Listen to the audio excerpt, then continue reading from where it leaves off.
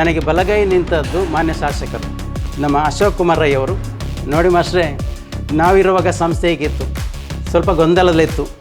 ಆದರೆ ಇನ್ನು ಮುಂದಕ್ಕೆ ತುಂಬ ಸ್ಟ್ರಿಕ್ಟಾಗಿ ನೋಡ್ಕೊಳ್ಳಿ, ನಾನಿದ್ದೇನೆ.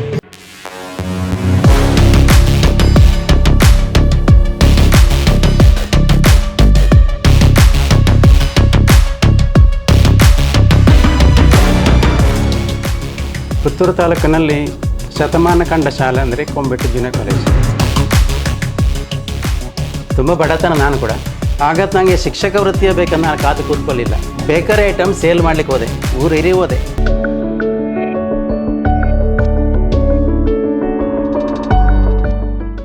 ನಾನು 12-1 ಗಂಟೆ ತನಕ ಓದೋದು. ನನ್ನ ತಂದೆ ಮಧ್ಯದಲ್ಲಿ ಎತ್ಕೊಂಡು ನನ್ನ ಓದ್ತಾ ಜಪ್ಪಲ್ಲ ಅಂತ ಹೇಳ್ತಿದ್ರು. ಈಗಿನ ಮಕ್ಕಳೇ ಓದು ಅಂತ ಹೇಳ್ಬೇಕು.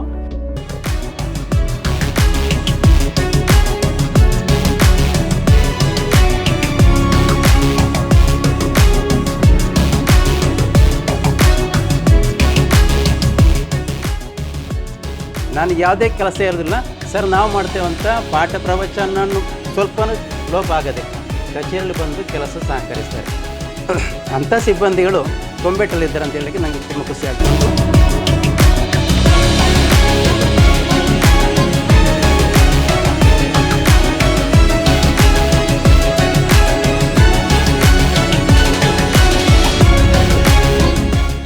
ನನಗೆ ಪಾಠ ಪ್ರವಚನ ಮಾಡಬೇಕಾದ್ರೆ ನಾ ಪಾಠ ಪುಸ್ತಕ ಮುಟ್ಬಾರ್ದು, ನೇರವಾಗಿ ಜ್ಞಾನವನ್ನು ಸಂಪಾದಿಸಬೇಕು, ಮಗುವಿಗೆ ದಾರಿ ಎಳಿಬೇಕು.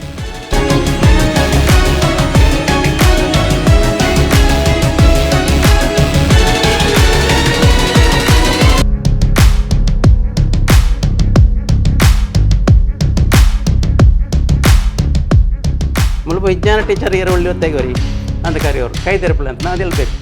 ಬಾರಿ ಜೋರೊಳ್ಳಿಗೆ ತಾಯಿ ಅಂತ ಕೇಳೋರು.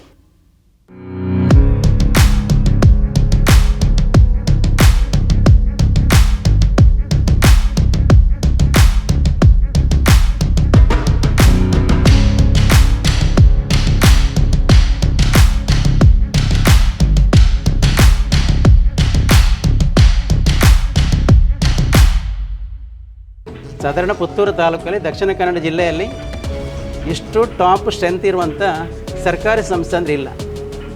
ಆ ಮಟ್ಟಕ್ಕೆ ನಮಗೆ ತುಂಬ ಹೆಮ್ಮೆ ಆಗ್ತಾ ಉಂಟು. ಮೊನ್ನೊಂದು ಪೇರೆಂಟ್ ಹೇಳಿದ್ರು, ಪ್ರಿನ್ಸಿಪಾಲ್ರು ಬೆಲ್ಲ ಕ್ಯಾಂಡಿ ತಂದು ಕೊಟ್ಟ ನೆನಪು ಅವರಿಗೆ ಅಂತ.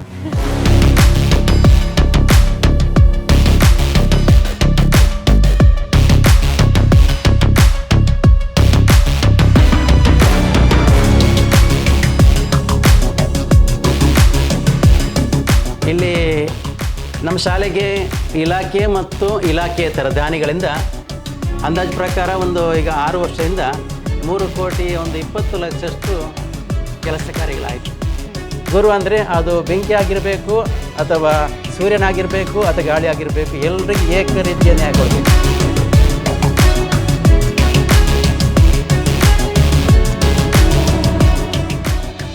ನನ್ನ ಮಿಸ್ಸೆಸ್ನ ATM ನನ್ನಲ್ಲಿರೋದು.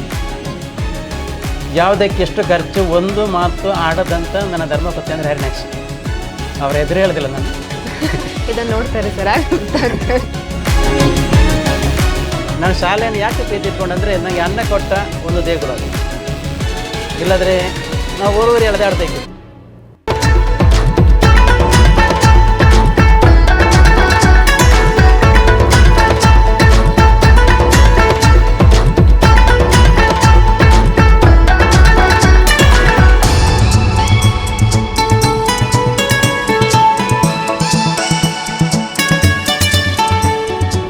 ನಮಸ್ಕಾರ ವೀಕ್ಷಕರೇ, ವಿಶೇಷ ಕಾರ್ಯಕ್ರಮಕ್ಕೆ ಸ್ವಾಗತ.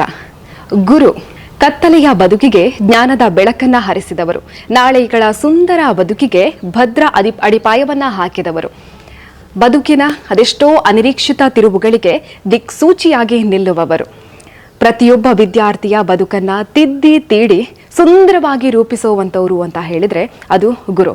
ಇದಕ್ಕಾಗಿಯೇ ಹಿರಿಯರು ಹೇಳಿರುವಂತಹ ಮಾತು ಇದೆ, ಹರ ಮುನಿದ್ರೂ ಕೂಡ ಗುರು ಕೈ ಹಿಡಿಯುವ ಅನ್ನುವಂಥದ್ದು. ಇದೀಗ ಅದೆಷ್ಟೋ ವಿದ್ಯಾರ್ಥಿಗಳ ಬಾಳನ್ನ ಬೆಳಗಿದಂತಹ, ಉತ್ತಮವಾಗಿರುವಂತಹ, ಸುಂದರವಾಗಿರುವಂತಹ ಜೀವನವನ್ನ ರೂಪಿಸಿದಂತಹ ಗುರುವಿಗೆ ವಿದ್ಯಾಸಂಸ್ಥೆಗೆ ವಿದಾಯವನ್ನ ಹೇಳುವಂತಹ ಹೊತ್ತು. ನಾವು ಮಾತನಾಡ್ತಾ ಇರುವಂಥದ್ದು ನಮ್ಮ ಪುತ್ತೂರಿನ ಕೊಂಬೆಟ್ಟು ಸರಕಾರಿ ಪ್ರೌಢಶಾಲೆಯ ಉಪ ಪ್ರಾಂಶುಪಾಲರಾಗಿರುವಂತಹ ವಸಂತ ಮೂಲ್ಯ ಪಿ ಸರ್ ಬಗ್ಗೆ. ಇವರು ಈ ಒಂದು ವಿದ್ಯಾಸಂಸ್ಥೆಯಲ್ಲಿ ಸುಮಾರು 6 ವರ್ಷಗಳಿಂದ ಉಪ ಪ್ರಾಂಶುಪಾಲರಾಗಿ ಸೇವೆಯನ್ನ ಸಲ್ಲಿಸಿದ್ದಾರೆ. ಸುಮಾರು 32 ವರ್ಷಗಳ ಶಿಕ್ಷಕ ವೃತ್ತಿಯ ಜರ್ನಿ. ಎಲ್ಲ ವಿಚಾರಗಳ ಬಗ್ಗೆ ಮಾತನಾಡಬೇಕು, ಮನಸ್ಸು ತುಂಬಾನೇ ಭಾರವಾಗಿರುತ್ತೆ ಈ ಹೊತ್ತಿಗೆ. ಆದರೂ ಕೂಡ ಒಂದಿಷ್ಟು ನೆನಪುಗಳನ್ನ ಮೆಲುಕು ಹಾಕುವಂತ ಹೊತ್ತು.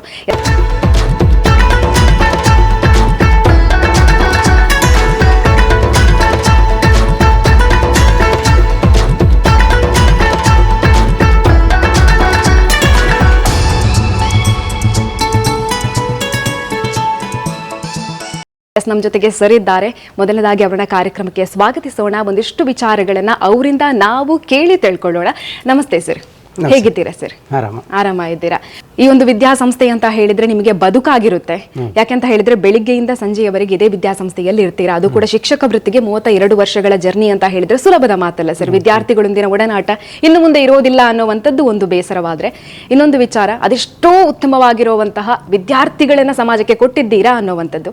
ಹಾಗಾಗಿ ಈ ಹೊತ್ತಿಗೆ ಒಮ್ಮೆ ನಿಮ್ಮ ನೆನಪುಗಳನ್ನ ಮೆಲುಕು ಹಾಕಬೇಕು ಸರ್. ಈ ಒಂದು ವಿದ್ಯಾಸಂಸ್ಥೆಯಿಂದಲೇ ನಾನು ಸ್ಟಾರ್ಟ್ ಮಾಡ್ತೇನೆ, ಆಮೇಲೆ ನಿಮ್ಮ 32 ವರ್ಷಗಳ ಜರ್ನಿಯ ಬಗ್ಗೆ ಮಾತಾಡ್ತೇನೆ. ಈ ಒಂದು ವಿದ್ಯಾಸಂಸ್ಥೆಗೆ ನೀವು ಬರುವಂತಹ ಹೊತ್ತಿಗೆ ಈ ಒಂದು ವಿದ್ಯಾಸಂಸ್ಥೆ ಹೇಗಿತ್ತು ಅನ್ನೋದನ್ನ ಈ ಹೊತ್ತಿಗೆ ಹೇಳೋದಾದ್ರೆ? ನಾನು ಈ ವಿದ್ಯಾಸಂಸ್ಥೆಗೆ 7/11/2020 ಪದಾರ್ಪಣೆ ಮಾಡಿದೆ. ನಮಗೆ HM ಪ್ರಮೋಷನ್ ಸಿಕ್ಕುವಾಗ ನಾನು ಆಸುಪಾಸಿನ ಸುತ್ತಲೆಲ್ಲ ತಾಲೂಕನ್ನು ವೀಕ್ಷಿಸಿ ಬಂದೆ. ಲಾಸ್ಟಿಗೆ ಕೊಂಬೆಟ್ಟು ಜೂನಿಯರ್ ಕಾಲೇಜನ್ನು ಆಯ್ಕೆ ಮಾಡಿಕೊಂಡೆ.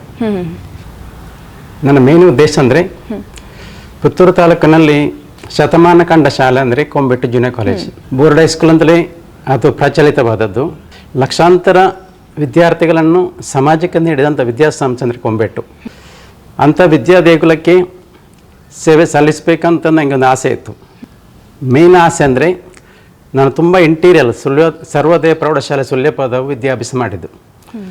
ಆದರೆ ಎಕ್ಸಾಮ್ ಬರಲಿಕ್ಕೆ ಈಗ 10th A ಏನದು ಕ್ಲಾಸ್ ಉಂಟಾ, ಆ ಕ್ಲಾಸಲ್ಲಿ ನಾನು ಪರೀಕ್ಷೆ ಗೊತ್ತು ಬರೆದು ಪಾಸ್ ಆದವ. ಅದೇ ಸಂಸ್ಥೆಗೆ ಶಿಕ್ಷಕನಾಗಿ ಬರಲಿಕ್ಕೆ ಆಗಿಲ್ಲ, ಮುಖ್ಯ ಶಿಕ್ಷಕನಾಗಿ ಬರುವಂಥ ಮನಸ್ಸು ಮಾಡಿ ಬಂದೆ. ಬರುವಾಗ ಮೊದಲು ಮಾಲಿಂಗೇಶ್ವರ ದೇವರ ಆಶೀರ್ವಾದ ಪಡ್ಕೊಂಡು ಬಂದೆ. ತುಂಬ ಕುತೂಹಲದಿಂದ ಆಸಕ್ತಿಯಿಂದ ಇಲ್ಲಿಯ ಗುರುವೃಂದ ನನಗೆ ವೆಲ್ಕಮ್ ಮಾಡಿದರು. ಇಲ್ಲಿಯ ಸ್ವಲ್ಪ ಪರಿಸರವನ್ನು ಅಭ್ಯಾಸ ಮಾಡಲಿಕ್ಕೆ ನನಗೆ ಒಂದು ವರ್ಷ ಬೇಕಾಯಿತು. ವಿದ್ಯಾರ್ಥಿಗಳಿಗಿದ್ದಾರೆ, ಸುತ್ತಮುತ್ತಲಿನ ಪರಿಸರ ಜನ ಹೇಗಿದ್ದಾರೆ, ಶಿಕ್ಷಕ ವೃಂದ ಹೇಗಿದ್ದಾರೆ, ನಮ್ಮ ಮೇಲಾಧಿಕಾರಿಗಳಿಗೆ ಈ ಸಂಸ್ಥೆಯ ಬಗ್ಗೆ ಇರುವಂಥ ಅಭಿಪ್ರಾಯ ಹೇಗೆ ಉಂಟು ತಿಳ್ಕೊಳ್ಳಿಕ್ಕೆ ಸ್ವಲ್ಪ ಟೈಮ್ ಆಯಿತು. ನಾನು ಆಯ್ಕೆ ಮಾಡಿಕೊಳ್ಳುವಾಗಲೇ, ನೋಡಪ್ಪ ವಸಂತ, ಕೊಂಬೆಟ್ಟು ಶಾಲೆನ ಆಯ್ಕೆ ಮಾಡಿಕೊಂಡಿದ್ಯಾ, ತುಂಬ ಕಷ್ಟ ಉಂಟು ನಿಂಗೆ ಅಂತ ಹೇಳಿದ್ರು. ನೋಡು ಸರ್, ಸಾಧ್ಯ ಆದರೆ ಈಜುತ್ತೇನೆ ಅಂತ ಹೇಳಿದೆ. ಆವಾಗ ಕೊಂಬೆಟ್ಟು ಶಾಲೆಗೆ ಸೇರಿಸ್ಬೇಕಂತಾದರೆ ಕೆಲವೊಂದು ಪೋಷಕರು ಹಿಂಜರಿತಿದ್ರು. ಅಬ್ಬಬ್ಬಾ, ಕೊಂಬೆಟ್ಟು ಶಾಲೆಗ ಬೇಡ ಅಂತ ಕೆಲವೊಂದು ಮಾತು ಬರ್ತಾಯಿತ್ತು. ಆದರೆ ನಂದಲ್ಲ, ಇಲ್ಲಿಯ ಸ್ಥಳ ಸಾನ್ನಿಧ್ಯದಿಂದ ಈಗ ಕೊಂಬೆಟ್ಟು ಶಾಲೆ ನನಗೆ ಬೇಕು, ಸೀಟ್ ಉಂಟಾ ಅಂತ ಕೇಳಿ ಬರುವಂಥ ಪ್ರಸಂಗ ಬಂದಿದೆ. ನನ್ನಿಂದಲ್ಲ, ಇಲ್ಲಿಯ ಸ್ಥಳ ಸಾನ್ನಿಧ್ಯ ಮಾಲಿಂಗೇಶ್ವರ ಕೃಪೆಯಿಂದ ಆ ಮಟ್ಟಕ್ಕೆ ಬಂದಿದೆ. ಇಲಾಖೆ ಮೊದಲು ನಾನು HM ಚಾರ್ಜ್ ತಗೊಂಡಾದಾಗ ಕೊಂಬೆಟ್ಟು ಶಾಲೆ ಎದ್ದು ನಿಲ್ಲಿ, ಎಲ್ಲ ಹೆಡ್ ಮಾಸ್ಟರ್ಗಳ ಮುಂದೆ ಕೊಂಬೆಟ್ಟು ಶಾಲೆ ಹೆಡ್ ಮಾಸ್ಟರ್ ನಿಲ್ಲಿಸುವರು. ನಾನು ತಲೆ ತಗ್ಗಿಸುವಾನೆ, ಯಾಕಂದರೆ ಫಲಿತಾಂಶ ಆ ಮಟ್ಟದಲ್ಲಿತ್ತು. ಶಿಸ್ತು ಆ ರೀತಿ ಇತ್ತು, ಅಶಿಸ್ತಲ್ಲಿತ್ತು, ಗೊಂದಲ ಇತ್ತು. ಆನಂತರ ನಮಗೆ ಇಲಾಖೆ ನಿರ್ದೇಶನ ಉಂಟು, ಮಗುವನ್ನು ತಿಟ್ಟಿಸಿ ನೋಡಬಾರ್ದು, ದಂಡಿಸಬಾರ್ದು ಅಂತ. ನಮಗೆ ಆತ್ಮದಲ್ಲಿ ಆ ಮಗುವಿನ ಬಗ್ಗೆ ಎಷ್ಟು ಪ್ರೀತಿ ಉಂಟು ನಮಗೆ ಗೊತ್ತು, ನೇರ ನೋಟಕ್ಕೆ ಗೊತ್ತಾಗೋದಿಲ್ಲ. ಆದರೆ ನಮ್ಮ ಪೋಷಕರು ನಮ್ಮ ಮಗುವಿಗೆ ಅಂಥ ಎಜುಕೇಷನ್ ಬೇಕು, ಶಿಸ್ತಲ್ಲಿ ನೋಡ್ಕೊಳ್ಳಿ, ನೀವು ಏನು ಕಲಿಕೆ ಮಾಡಿದ್ರು ನಮ್ಮದೇನೂ ಅಭ್ಯಂತರ ಇಲ್ಲ ಅಂತ ಪೋಷಕರು ಹೇಳಿದ್ರು. ನನಗೆ ಬಲಗೈ ನಿಂತದ್ದು ಮಾನ್ಯ ಶಾಸಕರು ನಮ್ಮ ಅಶೋಕ್ ಕುಮಾರ್ ರೈ ಅವರು. ನೋಡಿ ಮಾಸ್ಟ್ರೇ, ನಾವಿರುವಾಗ ಸಂಸ್ಥೆ ಹೇಗಿತ್ತು, ಸ್ವಲ್ಪ ಗೊಂದಲದಲ್ಲಿತ್ತು, ಆದರೆ ಇನ್ನು ಮುಂದಕ್ಕೆ ತುಂಬ ಸ್ಟ್ರಿಕ್ಟಾಗಿ ನೋಡ್ಕೊಳ್ಳಿ, ನಾನಿದ್ದೇನೆ, ಉತ್ತಮ ಮಟ್ಟದ ಗುಣಾತ್ಮಕ ಶಿಕ್ಷಣವನ್ನು ಕೊಡಿ ಅಂತ ನನಗೆ ಮೊದಲಾಗಿ ಸೂಚನೆ ಕೊಟ್ಟವರು ಮಾನ್ಯ ಶಾಸಕರು. ಅವರ ನಿರ್ದೇಶನದಂತೆ ಮುಂದುವರೆದೆ. ಬಂದ ಪ್ರಾರಂಭದಲ್ಲಿ ಸ್ವಲ್ಪ ಫಲಿತಾಂಶ ಕಮ್ಮಿ ಆಯಿತು, ಆನಂತರ ಮುನ್ನಡೆ ಇಡ್ತಾ ಬಂದೆವು. 110 ವರ್ಷ ಇತಿಹಾಸದಲ್ಲಿ ಈ ವರ್ಷ 94 ಫಲಿತಾಂಶ ಕಂಡದ್ದು 110 ವರ್ಷದಲ್ಲಿದ್ದು ಪ್ರಥಮ. ಆನಂತರ 85, 86, 90 ಈ ರೀತಿ ಬಂತು. ಎ ಗ್ರೇಡ್ ಅಂತ ಫಲಿತಾಂಶ ಪಡೆದಂಥ ವಿದ್ಯಾಸಂಸ್ಥೆ ಕೂಡ ಕೊಂಬೆಟ್ಟು ಅಂತ ಇಲಾಖೆಯಿಂದ ಪ್ರಶಂಸೆ ನಮಗೆ ಸಿಕ್ಕಿದೆ. ಅದೆಲ್ಲ ನಮಗೋಷ್ಟು ನನ್ನ ಸಹೋದ್ಯೋಗಿಗಳಿಗೆ, ನನ್ನಿಂದಲ್ಲ. ನನ್ನ ಸಹೋದ್ಯೋಗಿಗಳು ಅಷ್ಟು ಶ್ರಮ ಪಡ್ತಾರೆ. ಬೆಳಗ್ಗೆ 8:30 ಗಂಟೆಗೆ ಬಂದರೆ ಸಂಜೆ 5:30, 6 ಗಂಟೆ ತನಕ ಇಲ್ಲೇ ನನ್ನ ಮಕ್ಕಳು, ಅವರ ಸ್ವಂತ ಮಕ್ಕಳು ಮನೆಯಲ್ಲಿದ್ದರೂ ಕೂಡ ಈ ಮಕ್ಕಳಿಗೆ ಏನಾದರೂ ಬೇಕಾದ ಎಜುಕೇಷನ್ ಕೊಡಬೇಕಂತ ತುಂಬ ಪ್ರೀತಿ ಇಟ್ಟು ಅವರಿಗೇನು ತಿಂಡಿ ತಿನಿಸಬೇಕು ಅದನ್ನು ಕೊಟ್ಟು ಎಲ್ಲ ಮಾಡೋರು ನಮ್ಮ ಶಿಕ್ಷಕವರಿಂದ. ಅದೆಲ್ಲ ಟಾಪಿಗಿಂತ ಎಬವ್ ಡಿಸ್ಟಿಂಕ್ಷನ್ ಬಂದ ಮಕ್ಕಳಿಗೆ ಸ್ಪೆಷಲ್ ಕ್ಲಾಸ್ ಅದು ಸಂಡೇ ಅದನ್ನು ಮಾಡುವವರು ನೈಟ್ ಕ್ಲಾಸ್ ಮಾಡ್ತಾರೆ. ಆದರೆ ರಾತ್ರಿ ಕ್ಲಾಸನ್ನು ನಾವು ಮಾಡುವಾಗ ಹೆಣ್ಣುಮಕ್ಕಳನ್ನು ಉಳಿಸಿಕೊಳ್ಳಿಲ್ಲ. ಯಾಕಂದರೆ ಸ್ವಲ್ಪ ಸೇಫ್ಟಿ ದೃಷ್ಟಿಯಿಂದ ಬಾಯ್ಸನ್ನೇ ನಾವು ಲಾಸ್ಟಿಗೆ ಪರೀಕ್ಷೆ ಹತ್ತಿರ ಬರುವಾಗ 1-2 ತಿಂಗಳಾಗುವಾಗ ಆ ಹುಡುಗರೇನಿದ್ದಾರ ಅವರ ಮನವೊಲಿಸಿ ನಮ್ಮ ಕಡೆ ಸೆಳೆಯುವುದು ನಮಗೆ ಮೇಯ್ನ್ ಪ್ಲಸ್ ಪಾಯಿಂಟ್ ಆಯಿತು. ಅದರಿಂದ ಅವ್ರು ಲಾಸ್ಟಿಗೆ ಸರ್ ನನಗೆ ಬೇಕು ಅಂತ ನಮ್ಮಲ್ಲೇ ಬಂದು ಕೇಳುವವರು. ಆದ್ದರಿಂದ ನಮ್ಮ ಫಲಿತಾಂಶ ಅಷ್ಟು ಉನ್ನತ ಮಟ್ಟಕ್ಕೆ ಬಂತು. ಈಗ ಎ ಗ್ರೇಡ್ ಬಂದಿದ್ದೇವೆ. ಎಲ್ಲ ಧಾರವಾಡ, ಗುಲ್ಬರ್ಗ ಆಚೆಂದು ಎಲ್ಲ ಕೂಡ ಇಲ್ಲಿ ಬರೋರು ನಮಗೆ ಸೀಟ್ ಬೇಕು ಅಂತ ಕೇಳುವರು. ಆ ರೀತಿ ಆದ್ದರಿಂದ ಈ ಸಂಸ್ಥೆ ಈ ಮಟ್ಟಕ್ಕೆ ಬಂದಿದೆ. ನನ್ನಿಂದ ಅಂತ ಹೇಳ್ತಾ ಇಲ್ಲ, ನಮ್ಮ ಗುರುವೃಂದ, ನಮ್ಮ ಮಾನ್ಯ ಶಾಸಕರು, ನಮ್ಮ ಮೇಲಾಧಿಕಾರಿಗಳ ಸಪೋರ್ಟು, ನನ್ನ ಸಹೋದ್ಯೋಗಿ ಬಂಧುಗಳು, ಇದರಿಂದ ಈ ಮಟ್ಟಕ್ಕೆ ಬಂದಿದೆ. ಇನ್ನು ಮುಂದಕ್ಕೆ ಇದಕ್ಕಿಂತಲೂ ಉತ್ತರೋತ್ತರ ಅಭಿವೃದ್ಧಿ ಆಗಬೇಕು. ಇಷ್ಟು ಸಾಲದು. 100% ಫಲಿತಾಂಶದ ಮತ್ತೆ ತರಲಿಕ್ಕೆ ಆಗಿಲ್ಲ. ಯಾಕಂದರೆ ನಮ್ಮ SSLCಯಲ್ಲಿ 280, 275 ಆ ರೇಂಜಲ್ಲೇ ಉಂಟು. ಅಷ್ಟು ಸ್ಟ್ರೆಂತ್ ಇರುವಂಥ ಒಂದು ABCDE 5 ಡಿವಿಷನ್ ಇರುವಂಥ ಒಂದು ಸಂಸ್ಥೆ ಸಾಧಾರಣ ಪುತ್ತೂರು ತಾಲೂಕಲ್ಲಿ ದಕ್ಷಿಣ ಕನ್ನಡ ಜಿಲ್ಲೆಯಲ್ಲಿ ಇಷ್ಟು ಟಾಪ್ ಸ್ಟ್ರೆಂತ್ ಇರುವಂಥ ಸರ್ಕಾರಿ ಸಂಸ್ಥೆ ಅಂದರೆ ಇಲ್ಲ. ಆ ಮಟ್ಟಕ್ಕೆ ನಮಗೆ ತುಂಬ ಹೆಮ್ಮೆ ಆಗ್ತಾ ಉಂಟು. ನಮ್ಮ ಗೌರ್ಮೆಂಟ್ ಶಾಲೆಗೆ ಮಕ್ಕಳು ಬೇಕಂತ ಬರ್ತಾರೆ. ಹಾಗಂತ ನಾನು ಬೇರೆ ಯಾವುದೇ ಸಂಸ್ಥೆಯನ್ನು ದೂರೀಕರಿಸೋದಿಲ್ಲ. ಅಲ್ಲಿ ಅವರಿಗೆ ಓದಲಿಕ್ಕೆ ಅಸಾಧ್ಯವಾದರೆ ಅಥವಾ ಅನಾನುಕೂಲ ಆದರೆ ಫೀಸ್ ಕಟ್ಟಲಿಕ್ಕೆ ಅವರಲ್ಲಿ ತೊಡಕುಂಟಾಗ್ತದೆ, ಬಡತನವರು ಕೊಂಬಿಟ್ಟು ಶಾಲೆ ಬರ್ತಾರೆ. KGನಿಂದ 9ನೇ ತನಕ ಉನ್ನತ ಪ್ರತಿಷ್ಠಿತ ಖಾಸಗಿ ಸಂಸ್ಥೆಯಲ್ಲಿ ಇದ್ದುಕೊಂಡು 10th ಒಂದು ಮಗುವನ್ನು ಸೇರಿಸಿ ಆ ಮಗು ಕೂಡ ಉತ್ತಮ ರೀತಿಯಲ್ಲಿ ಪಾಸ್ ಮಾಡೋದು ಹೆಮ್ಮೆ ನಮ್ಮ ಶಿಕ್ಷಕರಿಗೆ. ತುಂಬ ಖುಷಿ ಆಗ್ತದೆ ನಮಗೆ. ಈ ರೀತಿ ಯಾವ ಮಗು ಬಂದರೂ ಕೂಡ ಅವರಿಗೆ ಗುಣಾತ್ಮಕ ಶಿಕ್ಷಣ ಸಿಗಬೇಕು, ಆ ಮಗುವನ್ನು ಉತ್ತರೋತ್ತರ ಅಭಿವೃದ್ಧಿ ಮಾಡಬೇಕು, ಸಮಾಜದಲ್ಲಿ ಒಂದು ಗುರುತಿಸುವ ಮಗು ಆಗಬೇಕು. ಆ ರೀತಿ ಮಾಡೋದೇ ನನ್ನ ಉದ್ದೇಶ ಆಗಿತ್ತು. ನಾನು ಸಹೋದ್ಯೋಗಿಗಳಿಗೆ ಯಾವುದೇ ರೀತಿಯ ಒತ್ತಡ ಹಾಕಿಲ್ಲ. ಪ್ರೀತಿಯನ್ನು ನೋಡಿಕೊಂಡೆ, ನನ್ನ ಸಹೋದರಿಗೆ ನೋಡಿಕೊಂಡೆ. ಇಂಥ ವರ್ಕ್ ಮಾಡಿ ಅಂತ ನಾನು ಯಾವುದೇ ಸಹೋದ್ಯೋಗಿ ಹೇಳಿಲ್ಲ. ತಾಳ್ಮೆಯಿಂದ, ನಗುಮುಖದಿಂದ ಅವರು ಅದಕ್ಕಿಂತ ಜಾಸ್ತಿ ಸ್ಪಂದನೆ ಕೊಟ್ಟರು.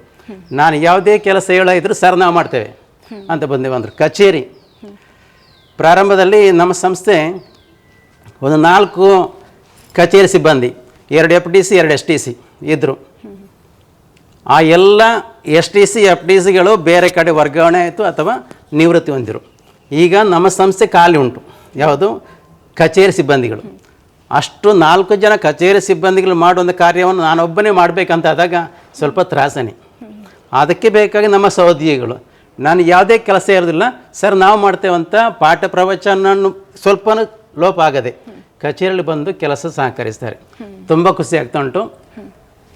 ಅಂಥ ಸಿಬ್ಬಂದಿಗಳು ಕೊಂಬೆಟ್ಟಲ್ಲಿದ್ದಾರೆ ಅಂತ ಹೇಳಲಿಕ್ಕೆ ನನಗೆ ತುಂಬ ಖುಷಿ ಆಗ್ತಾ ಉಂಟು. ಇನ್ನೂ ಕೂಡ ಅದೇ ರೀತಿಯ ಆ ಬಾಂಧವ್ಯ ಮುಂದುವರಿಬೇಕು. ಸಮಾಜಕ್ಕೆ ಒಂದು ಸರ್ಕಾರಿ ಸಂಸ್ಥೆ ಅಂದರೆ ಕೊಂಬೆಟ್ಟು ಶಾಲೆ, ಬೋರ್ಡ್ ಹೈಸ್ಕೂಲು ಅಂತ ಹೆಸರು ಈಗಲೇ ಪ್ರಚಲಿತ ಆಗಿದೆ. ಶತಮಾನ ಕಂಡ ಶಾಲೆ ಇದು. ಇನ್ನು ಮುಂದೆ ಕೂಡ ಇದಕ್ಕಿಂತಲೂ ಉತ್ತರೋತ್ತರ ಅಭಿವೃದ್ಧಿ ಆಗಬೇಕು ಅನ್ನೋ ಉದ್ದೇಶ. ಓಕೆ ಸರ್, 6 ವರ್ಷದಲ್ಲಿ ಈ ಒಂದು ವಿದ್ಯಾಸಂಸ್ಥೆ ತುಂಬಾನೇ ಬೆಳವಣಿಗೆಯನ್ನು ಕಂಡಿದೆ ಸರ್. ಉತ್ತಮವಾಗಿರುವಂತಹ ಫಲಿತಾಂಶ ಆಗಿರ್ಬೋದು, ಅಭಿವೃದ್ಧಿ ದೃಷ್ಟಿಯಲ್ಲಿ ಅನುದಾನಗಳನ್ನು ಕೂಡ ಈ ಒಂದು ವಿದ್ಯಾಸಂಸ್ಥೆ ಕಂಡಿದೆ.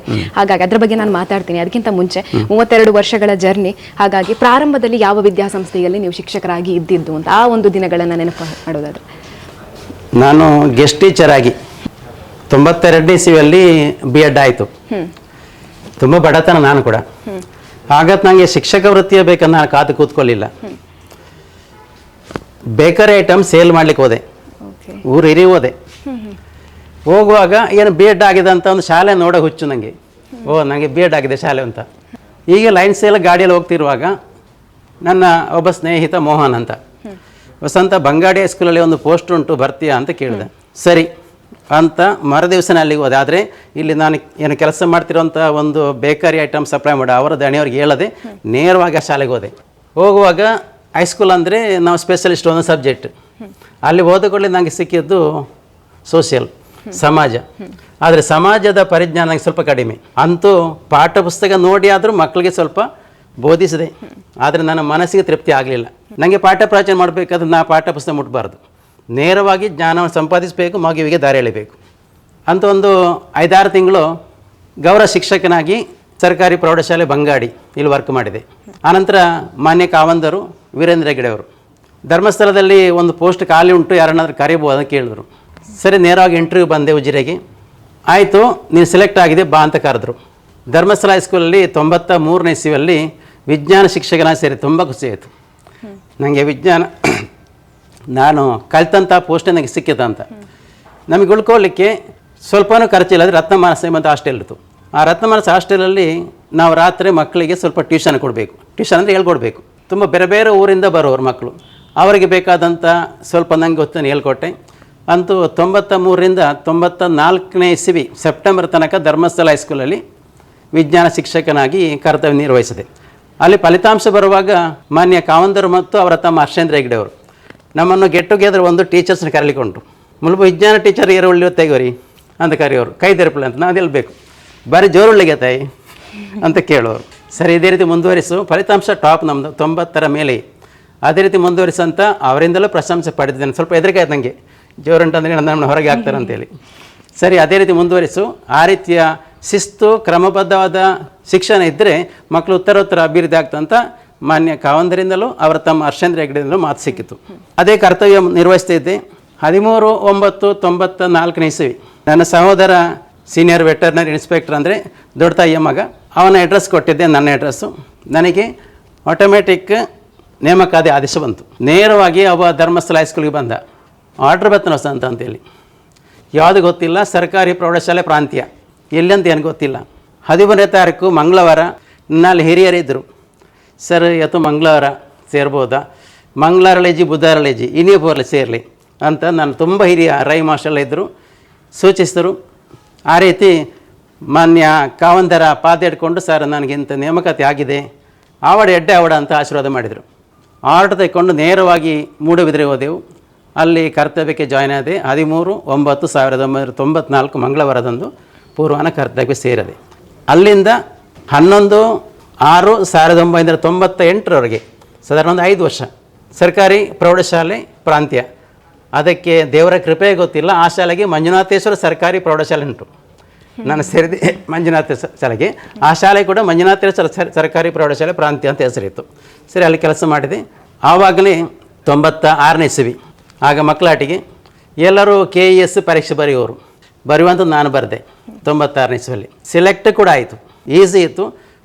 ಮೈಸೂರಿಗೆ ಹೋಗಿ ಎಕ್ಸಾಮ್ ಬರೆದೆವು. 1 ವಾರ ಆರಾಮದಲ್ಲಿ ಕೂತ್ಕೊಂಡು ಪರೀಕ್ಷೆ ಬರೆದ ನನ್ನ ಸ್ನೇಹಿತರೆಲ್ಲ ಜನರಲ್ ಪರೀಕ್ಷೆ, KES ಪರೀಕ್ಷೆ ಕೂಡ ಪಾಸ್ ಆದೆ. ಆನಂತರ ನೇಮಕಾತಿ ಹಬ್ಬದ ಎಂಟ್ರಿ ಉಂಟು. ಆ ಎಂಟ್ರಿ ಆಗುವಾಗ ನನಗೆ ಒಂದು ಆರ್ಡರ್ ಬಂತು, you are not sent through your proper channel ಅಂತ. ನಮಗೆ ಮುಂದಿನ ಪರೀಕ್ಷೆ ಬರೀಬೇಕಾದ್ರೆ ನನ್ನ ಮೇಲಾಧಿಕಾರಿಗಳ ಒಪ್ಪಿಗೆ ಪಡೆದು ನಾವು ಪರೀಕ್ಷೆ ಬರೀಬೇಕು. ನಾನು ಮಾನ್ಯ BO DD ಅವರ ಇದು ಪರ್ಮಿಷನ್ ತೆಗೆದುಕೊಂಡು ನೇರ ಬರೆದೆ. ಆದರೆ JD ಮೂಲಕ ಹೋಗಬೇಕಿತ್ತು. ಆದರೆ JD ಮೂಲಕ ಹೋಗ್ಲಿಕ್ಕೆ ಟೈಮ್ ಇರಲಿಲ್ಲ. ಮರುದಿವಸ ಲಾಸ್ಟ್ ಇತ್ತು. DD ಹೇಳಿದ್ರು ತೊಂದರೆ ಕಳಿಸು ಅಂತ. ಆ ರೀತಿ ಅಲ್ಲಿಂದ ರಿಜೆಕ್ಟ್ ಆಯಿತು. ಇಲ್ಲಾದರೆ 98ನೇ ಇಸ್ವಿಯಲ್ಲಿ ಒಂದು ಪತ್ರಾಂಕಿತ ಅಧಿಕಾರಿ ಆಗ್ತಾಯಿದ್ದೆ. ನನ್ನ ಬ್ಯಾಚಿನವರೆಲ್ಲ ಒಂದು BO ಆಗಿ ಈಗ ಅದಕ್ಕಿಂತಲೂ ಉನ್ನತ ಮಟ್ಟದ ಪೋಸ್ಟಿಗೆ ಹೋಗಿದ್ದಾರೆ. ಆದರೆ ಏನು ಬೇಜಾರಿಲ್ಲ ನನಗೆ, BO ಹೋಗಿಲ್ಲ, ಹೈಯರ್ ಮಟ್ಟಕ್ಕೆ ಹೋಗಿಲ್ಲ ಅಂತ.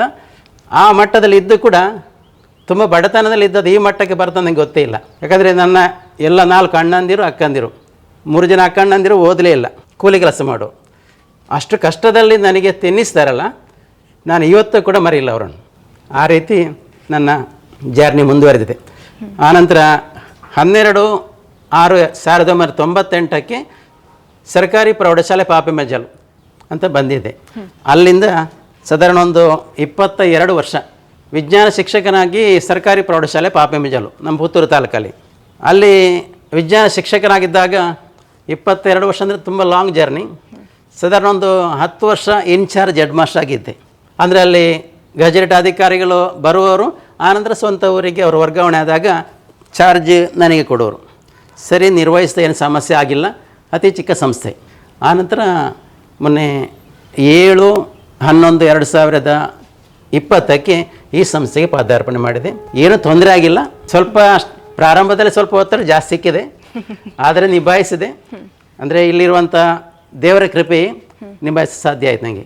ಸರಿ, ನೀವು ಹೇಳಿದ್ರಿ ಇದಕ್ಕಿಂತ ಮುಂಚೆ ಕುಂಬಿಟ್ಟು ವಿದ್ಯಾಸಂಸ್ಥೆಗೆ ನಾನು ಬರಬೇಕಾದ್ರೆ ಆ ಶಿಸ್ತಿನಲ್ಲಿದ್ದದನ್ನ ಶಿಸ್ತಿನಡೆಗೆ ಕೊಂಡೋಗಿರುವಂಥದ್ದು, ಅದರ ಜೊತೆಗೆ ನಾವು ಕಂಡಿರೋ ರೀತಿಯಲ್ಲಿ ವಿದ್ಯಾಸಂಸ್ಥೆ ಉತ್ತಮವಾಗಿ ಬೆಳಗಿದೆ ಸರ್. ಅದರ ಜೊತೆಗೆ ಅನುದಾನ ಕೂಡ ತರೋದ್ರಲ್ಲಿ ಕೂಡ ನಿಮ್ಮ ಪಾತ್ರ ಇದೆ ಸರ್. ಹಾಗಾಗಿ ನೀವು ಬರುವಂಥ ಹೊತ್ತಿಗೆ ಈ ವಿದ್ಯಾಸಂಸ್ಥೆಯ ಒಂದು ರೂಪುರೇಷೆ ಹೇಗಿತ್ತು, ಅದನ್ನು ಯಾವ ರೀತಿಯಾಗಿ ಬದಲು ಮಾಡೋದಿತ್ತು ಅಂತ, ಅದರಲ್ಲಿ ಎಷ್ಟೆಲ್ಲ ಸವಾಲುಗಳು ಇತ್ತು ಅಂತ ಅದ್ರ ಬಗ್ಗೆ ಹೇಳೋದಾದ್ರೆ.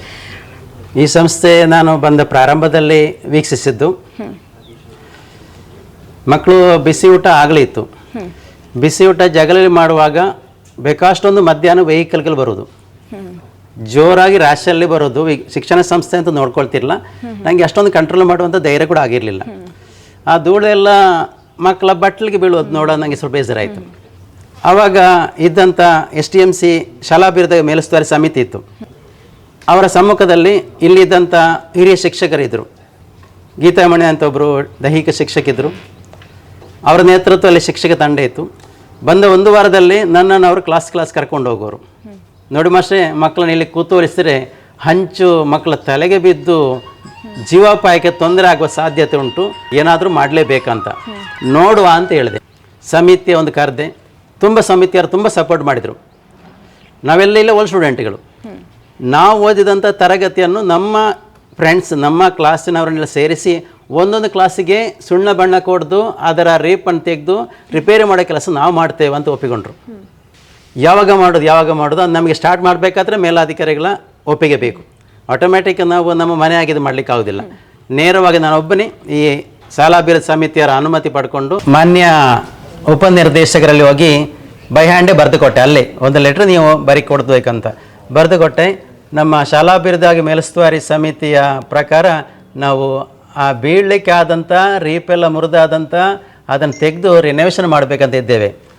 ಆಗ ಮಾನ್ಯ DD ಅವರು ಕೇಳಿದ್ರು, ಅದು ಶತಮಾನ ಕಂಡ ಶಾಲೆ, ನೀವು ಏನು ಬೇಕಾದರೂ ಮಾಡ್ಬೋದು, ಆದರೆ ಇದ್ದ ಸ್ಟ್ರಕ್ಚರನ್ನು ಚೇಂಜ್ ಮಾಡಲಿಕ್ಕಿಲ್ಲ. ಅಂದರೆ ನಮಗೆ ಬೇಕಷ್ಟು ಆರ್ಥಿಕ ಸೌಕರ್ಯ ಉಂಟಂತ ಟ್ಯಾರಿಸ್ ಮಾಡುವಾಗಿಲ್ಲ.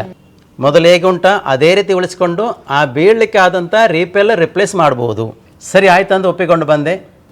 ಆ ಪುರಾತತ್ವ ಕಂಡಂಥ ಕಟ್ಟಡದ ಮೂಲ ಸ್ಟ್ರಕ್ಚರ್ಗೆ ಏನೂ ಧಕ್ಕೆ ಆಗದಾಗಿ ಈಗಲೂ ಆ ಕಟ್ಟಡದ ಗೋಡೆ ಇರ್ಬೋದು, ಪಿಲ್ಲರ್ ಇರ್ಬೋದು, ಪಕ್ಕಾಸ್ ಇರ್ಬೋದು, 110 ವರ್ಷದ ಹಿಂದೆ ಮಾಡಿದಂಥದ್ದು ಈಗಲೂ ಆಗಿ ಉಂಟು. ಇಲ್ಲೆಲ್ಲ ಸೇರಿದಂಥ ರೀಪ್ ಸ್ವಲ್ಪ ಡ್ಯಾಮೇಜ್ ಆಗಿತ್ತು, ಕುಂಬಾಗಿತ್ತು. ಎಲ್ಲ ರೀಪನ್ನು ರಿಪ್ಲೇಸ್ ಮಾಡಿದೆವು.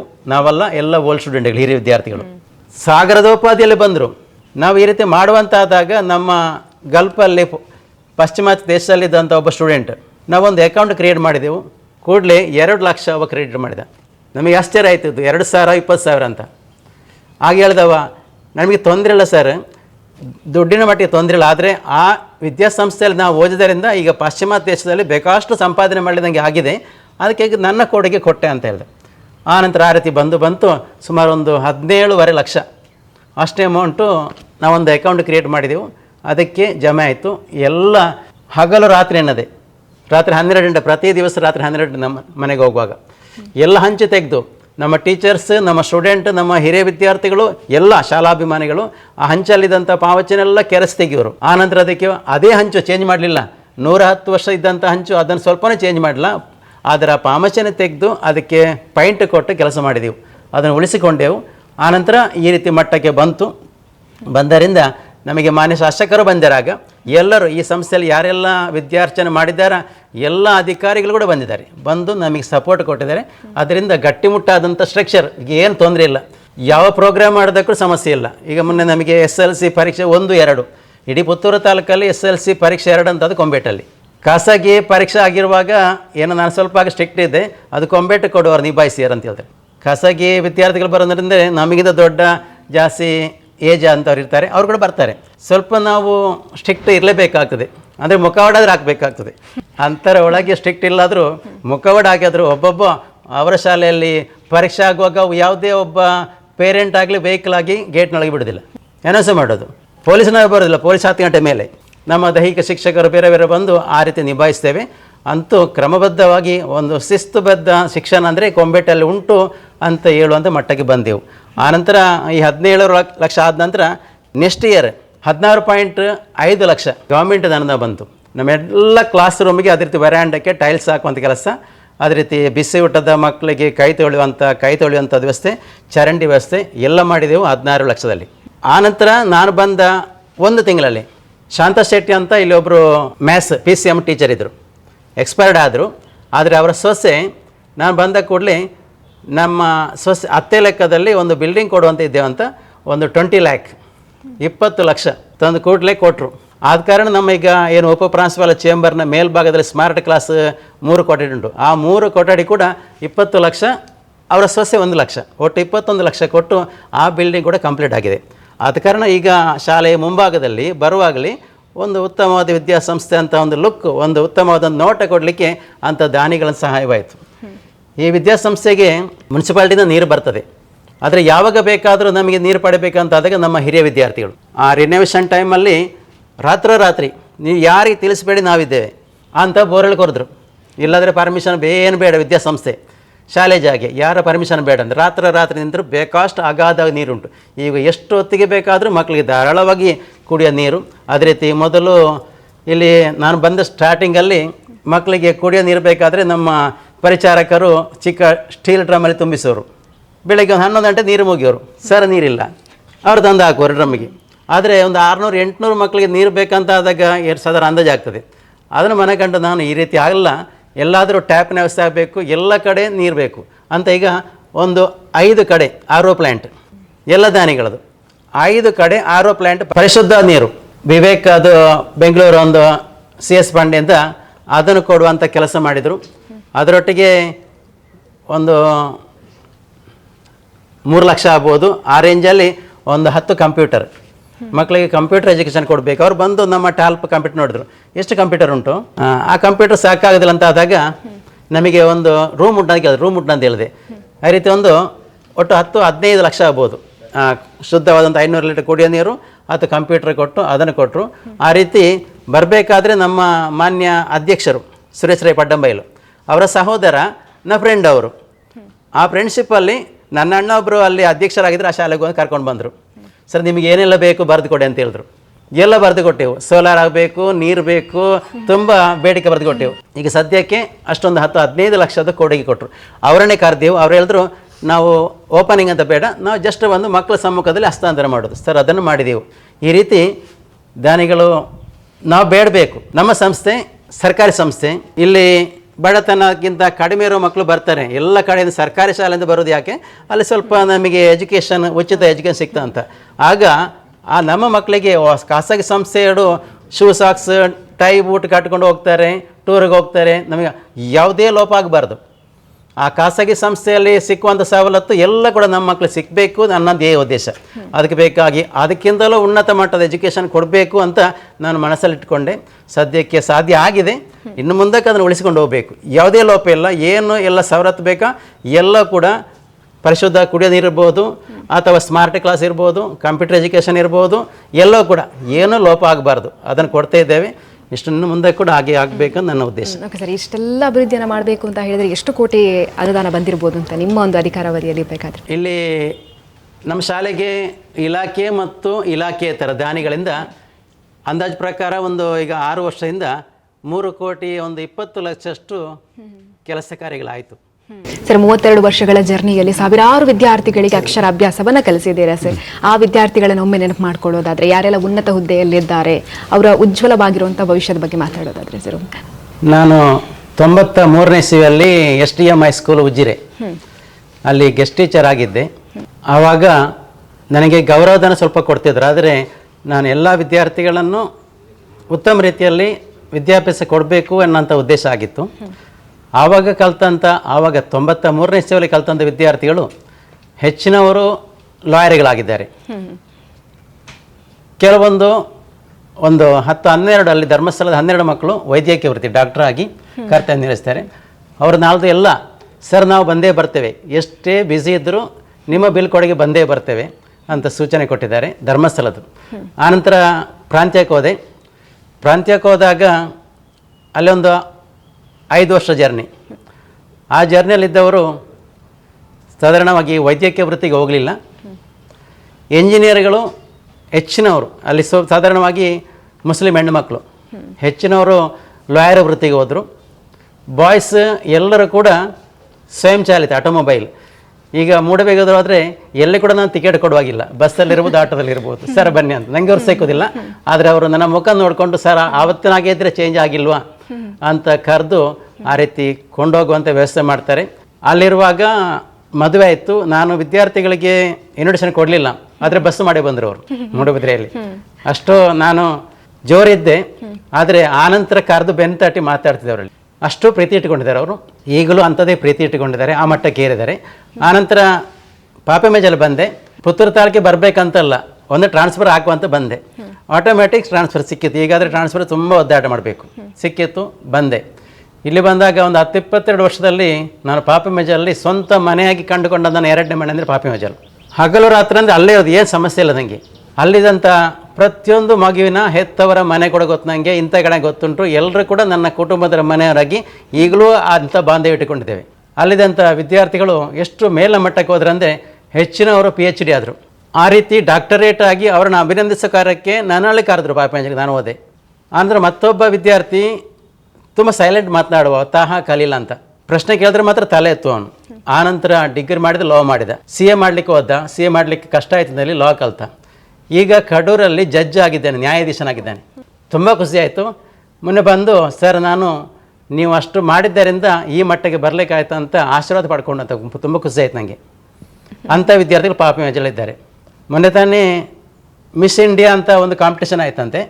ನಾನು ವೃತ್ತಪತ್ರಿಕೆ ಅಥವಾ ನ್ಯೂಸ್ ನೋಡಿ ಕಡಿಮೆ, ಆದರೆ ಬಂದಾಗ ನನ್ನ ಮಗು ಅಂತ ತುಂಬ ಖುಷಿ ಆಯಿತು. ರಶ್ಮಾ ಆರ್ ಶೆಟ್ಟಿ ಅಂತ, ನಾಚಿಕೆಯ ಮುದ್ದೆ ಅವಳು ಕ್ಲಾಸಲ್ಲಿರುವಾಗ, ಅಮ್ಮನ ಸೆರಗಿಟ್ಟು ಆಚೆ ಹೋಗೋಲ್ಲ ಅಂಥ ಹುಡುಗಿ miss India ಆದಳು. Reshma R Shetty ನಾಲ್ದು ಬರ್ತಲ್ಲ ಇಲ್ಲಿಗೆ, ಆ ಮಟ್ಟಕ್ಕೆ ಹೋದಳು. ಅವಳ ಅಕ್ಕ ರಕ್ಷಾ ಆರ್ ಶೆಟ್ಟಿ, ಇಬ್ಬರು ಹೆಣ್ಣು ಮಕ್ಕಳು ಅವರಿಗೆ. ಆ ರಕ್ಷಾ ಆರ್ ಶೆಟ್ಟಿ ಅನ್ನೋಳು ಇಲ್ಲಿ ಬ್ಯಾಂಕ್ ಆಫ್ ಬರೋಡದಲ್ಲಿ ಮ್ಯಾನೇಜರ್ ಆಗಿದ್ದಾಳೆ. ಆ ರೀತಿ ಮಟ್ಟಕ್ಕೆ ಹೋದರು. ಮತ್ತೊಬ್ಬ ಅರುಣ್ ಕುಮಾರ್ ಅಂತ ಫಾರೆಸ್ಟ್ ಆಗಿದ್ದಾನೆ. ಈಗ ತಾನೇ ಅವನ ಕಾಲ್ ಬಂತು, ಸರ್ ನಾನು ಅವತ್ತು ಬಂದೇ ಬರ್ತೇನೆ ಅಂತೇಳಿ. ಆ ರೀತಿ ಫಾರೆಸ್ಟ್ ಇಲಾಖೆಗೆ ಹೋದರು. ಪೊಲೀಸ್ ಇಲಾಖೆಯಲ್ಲಿ ತುಂಬ ಮಕ್ಕಳಿದ್ದಾರೆ, SI ಆಗಿದ್ದಾರೆ ನಮ್ಮ ಪಾಪೆಮೇಜಲ್ನವರು. ಕೆಲವರು CID ಆಗಿ ಬೇರೆ ರೀತಿಯಲ್ಲಿ ಏನೋ ಪತ್ತೆ ಹಚ್ಚೋ ಕೆಲಸ ಉಂಟಲ್ಲ ಅದು ಮಾಡ್ತಿದ್ದಾರೆ. ಸ್ವಂತ ಉದ್ಯೋಗ ಮಾಡೋರಿದ್ದಾರೆ, ಸ್ವ ಉದ್ಯೋಗ. ಎಲ್ಲರೂ ಕೂಡ ಅವರವರ ಕಾಲ ಮೇಲೆ ನಿಲ್ಲಕ್ಕೆ ಸಾಧ್ಯ ಆಯಿತು. ಸರ್ಕಾರಿ ನೌಕರರು ತುಂಬ ಇದ್ದಾರೆ, ಅದರೊಟ್ಟಿಗೆ ಈ ಸ್ವ ಉದ್ಯೋಗ ಮಾಡುವಂಥದ್ದು. ಕೆಲವೊಂದು ಉತ್ತರೋತ್ತರ ಆ ಗಜೆಟ್ ಅದಕ್ಕೆ ನನ್ನಿಂದ ಮೇಲ್ಮಟ್ಟಕ್ಕೆ ಹೋದ್ರು. ತುಂಬ ಖುಷಿ ನನಗೆ. ನಾನು ಕಲಿಸಿದ ವಿದ್ಯಾರ್ಥಿಗಳು ನನ್ನಿಂದ ಮೇಲ್ಮಟ್ಟಕ್ಕೆ ಹೋದರು, ಅದೇ ಹೆಮ್ಮೆ ಟೀಚರ್ಸ್ಗೆ. ಆ ರೀತಿ ಎಲ್ಲ ಮಗುವನ್ನು ಕೂಡ ನಾನು ಏಕ ರೀತಿಯಲ್ಲಿ ನೋಡೋದು. ಕಲಿಕೆಯಲ್ಲಿ ಕಡಿಮೆ, ಕಲಿಕೆಯಲ್ಲಿ ಹೈಯೆಸ್ಟ್. ಹೆಣ್ಣು ಮಗು ಗಂಡು ಮಗು ಭೇದ ಇಲ್ಲ. ದಂಡಿಸಿದ್ರೆ ಎಲ್ಲ ದಂಡಿಸೋದೆ. ಪರೀಕ್ಷೆ ಮಾಡೋ ಮೊದಲೇ ನನ್ನೊಂದು ನಿಯಮ ಇತ್ತು. ಈಗಲೇ ಹೇಳ್ತಾರೆ, ವಿಜ್ಞಾನ ಸರ್ ಪೇಪರ್ ತಗೊಂಡು ಬಂದ್ರಾ, ಮೊದಲು ಹೇಳೋದು ಒಂದು ತಪ್ಪಿದ್ರೆ ಒಂದು ಪೆಟ್ಟ ಅಂತ. ಸುಮ್ಮನೆ ಮಕ್ಕಳಿಗೆ ಒಂದು ಭಯ ಹುಟ್ಟಿಸ್ಲಿಕ್ಕೆ, ಹಾಗಾದರೂ ಓದಲಿ ಅಂತ. ಸರಿ, ಈಗಲೂ ನೆನಪಿಟ್ಕೊಳ್ತಾರೆ, ಅವ್ರು ಕಿವಿಡಿತಾರ ಅಥವಾ ಭೇಟಿ ಕೊಡ್ತಾರೆ ಅಂದೆಲ್ಲ. ಅಷ್ಟು ಮಾರ್ಕ್ ತೆಗಿಯೋರು. ಯಾವುದು ಓದ್ತಾ ಇದ್ರು ವಿಜ್ಞಾನ ಜಾಸ್ತಿ ಓದೋರು. ಮತ್ತು ನಾನು ಜಾಸ್ತಿ ಪ್ರಯೋಗ ಮಾಡಿ ತೋರಿಸೋದು. ಮಕ್ಕಳಿಗೆ ಪ್ರಯೋಗ ಅಂದರೆ ತುಂಬ ಇಂಟ್ರೆಸ್ಟ್. ಅವರ ಕೈ ಕೊಡೋದು, ನೀನು ಮಾಡು, ನೀನು ಪಾದರಸ ನೋಡಿದ್ಯಾ, ಮುಟ್ಟಿ ನೋಡು. ಎಲ್ಲೋ ಕೂಡ ಮಕ್ಕಳ ಕೈಯಲ್ಲಿ ಪ್ರಯೋಗ ಮಾಡ್ತಿದ್ದೆ. ಮೊದಲು ಡಿಸೆಕ್ಷನ್ ಮಾಡಲಿಕ್ಕೆ ಇತ್ತು ಕಪ್ಪೆ, ಅದನ್ನು ಮಾಡಿಕೊಡ್ತೆ. ಆನಂತರ ಅದು ಮಾಡಬಾರ್ದು ಉದ್ದೇಶ ಬಂತು, ಅದು ಬಿಟ್ಟೆ. ಆನಂತರ ಬೇರೆ ಬೇರೆ ವಿಜ್ಞಾನ ಅಂದರೆ ಮಾಡಿ ಕಲಿಬೇಕು ಮಕ್ಕಳು. ಪ್ರಶ್ನೆ ಹಾಕಬೇಕು, ಯಾಕೆ ಯಾಕೆ ಅಂತ ಪ್ರಶ್ನೆ ಹಾಕಬೇಕು. ಆ ರೀತಿ ಪ್ರಶ್ನೆ ಹಾಕುವಂಥ ಕೌಶಲ್ಯನ ಮಕ್ಕಳೇ ಹುಟ್ಟಿಸಿದೆ. ಎಲ್ಲ ಟೈಮಲ್ಲಿ ಕೂಡ ನಾನು ಕ್ಲಾಸಿನ ಒಳಗೆ ಹೋದರೆ ತುಂಬ ಸ್ಟ್ರಿಕ್ಟ್. ಮಕ್ಕಳು ಆಚೆ ತಿರುಗಾಡಲಿಕ್ಕಿಲ್ಲ, ನಗಾಡಲಿಕ್ಕಿಲ್ಲ. ಹೊರಗಡೆ ನಾನು ಎಷ್ಟು ನಗಾಡ್ಬೋದು, ಬೆನ್ನು ತಟ್ಟಿ ಮಾತಾಡ್ಬೋದು ಮಗುವಲ್ಲಿ. ಆದರೆ ಕ್ಲಾಸಿನ ಒಳಗಾದ ಗುರು ಶಿಷ್ಯನಾಗೇ ಇರಬೇಕು. ಹೊರಗಡೆ ಅಲ್ಲಿ ಹುಲಿ ಕುಣಿತ ಬಂದರೂ ನೋಡಲಿಕ್ಕಿಲ್ಲ. ನೋಡಿದ್ರೆ ನಾನು ಜೋರು ಮಾಡಿದೆ. ನವರಾತ್ರಿಯಲ್ಲಿ ತುಂಬ ಅಭ್ಯಾಸ ಬರುತ್ತೆ. ನಾನು ಸ್ಪೆಷಲ್ ಕ್ಲಾಸ್ ಮಾಡುವಾಗ 1/4 ಗಂಟೆ ನಿಲ್ಲಿಸಿ ಅವ್ರನ್ನ ಅಂಗಲಿಗೆ ತಂದು ಕುಣಿರಂತ ಅವ್ರು ಹೇಳೋದು. ಆ ವೇಷ ಬಂದವರಲ್ಲಿ ಅವ್ರು ಸ್ವಲ್ಪ ದುಡ್ಡು ಕೊಡೋದು, ಹೋಗ್ತಾರೆ ಆಚೆ, ಮತ್ತೆ ಕ್ಲಾಸಲ್ಲಿ ಕೂತ್ಕೊಳ್ಳಿ ಅಂತ. ಮತ್ತು ಪಾಪೆಮೇಜಲ್ಲಿ ನಾನು ಸ್ಪೆಷಲ್ ಯಾವಾಗಲೂ ಜಾಸ್ತಿ ಕ್ಲಾಸ್ ಮಾಡುವ. ಆ ಕ್ಲಾಸ್ ಮಾಡುವಾಗ ಅವ್ರಿಗೆ ದಿವಸ ತಿಂಡಿಕೊಂಡು ಹೋಗೋದು. ಮಾಸ್ಟರ್ ಬಂದರೆ ಏನು ಕೈಯಲ್ಲಿ ಉಂಟ ನೋಡೋರು, ಪಪ್ಸ್ ಅದು ಇದು ಏನು ನನಗೆ ಅಂದರೆ ದೇವ್ರು ಕೊಟ್ಟಿದ್ದಾರೆ. ನಾನು ಬಡತನದಲ್ಲಿ ಬಂದವ, ಆದರೆ ಈಗ ಸ್ವಲ್ಪ ದೇವ್ರು ನಂಗೆ ಕೊಟ್ಟಾದಾಗ ಮಗುವಿಗೆ ಸ್ವಲ್ಪ ಕೊಟ್ಟದಾಗ ಬೇಜಾರಾಗಲಿಕ್ಕಿಲ್ಲ. ಯಾಕಂದರೆ ಅಷ್ಟು ಆ ಪ್ರೀತಿ ಇಟ್ಕೊಳ್ತಾರೆ ಅವರು. ವಿಜ್ಞಾನ ಕ್ಲಾಸಿಗೆ ಒಂದು ತಪ್ಪಿಸ್ತು ಬರುವವರು. ಆ ರೀತಿ ಬಂದು ಮಕ್ಕಳ ಬಾಂಧವ್ಯ ಆ ರೀತಿ ಇತ್ತು. ಈಗಲೂ ಕೂಡ ಇಲ್ಲಿ ಕೊಂಬೆಟ್ ಹೈಸ್ಕೂಲ್ಗೆ ಬಂದಾಗ ನನಗೆ ಕ್ಲಾಸಿಗೆ ಹೋಗಲಿ ತುಂಬ ಇಂಟ್ರೆಸ್ಟ್. ಆದರೆ ಇಲ್ಲಿ ಒತ್ತಡ ತುಂಬ ಜಾಸ್ತಿ ಉಂಟು. ಟೀಚರ್ಸ್ ಬೇಕಷ್ಟಿದ್ದಾರೆ, 10-24 ಟೀಚರ್ಸ್ ಇದ್ದಾರೆ. ನನಗೆ ಕಚೇರಿ ಮತ್ತು ಇಷ್ಟು ನಿಭಾಯಿಸಿದ್ರು ಕಷ್ಟ ಸಾಧ್ಯ. ಆದರೆ ಪ್ರಾರಂಭದಲ್ಲಿ ಕ್ಲಾಸಿಗೆ ಹೋದೆ.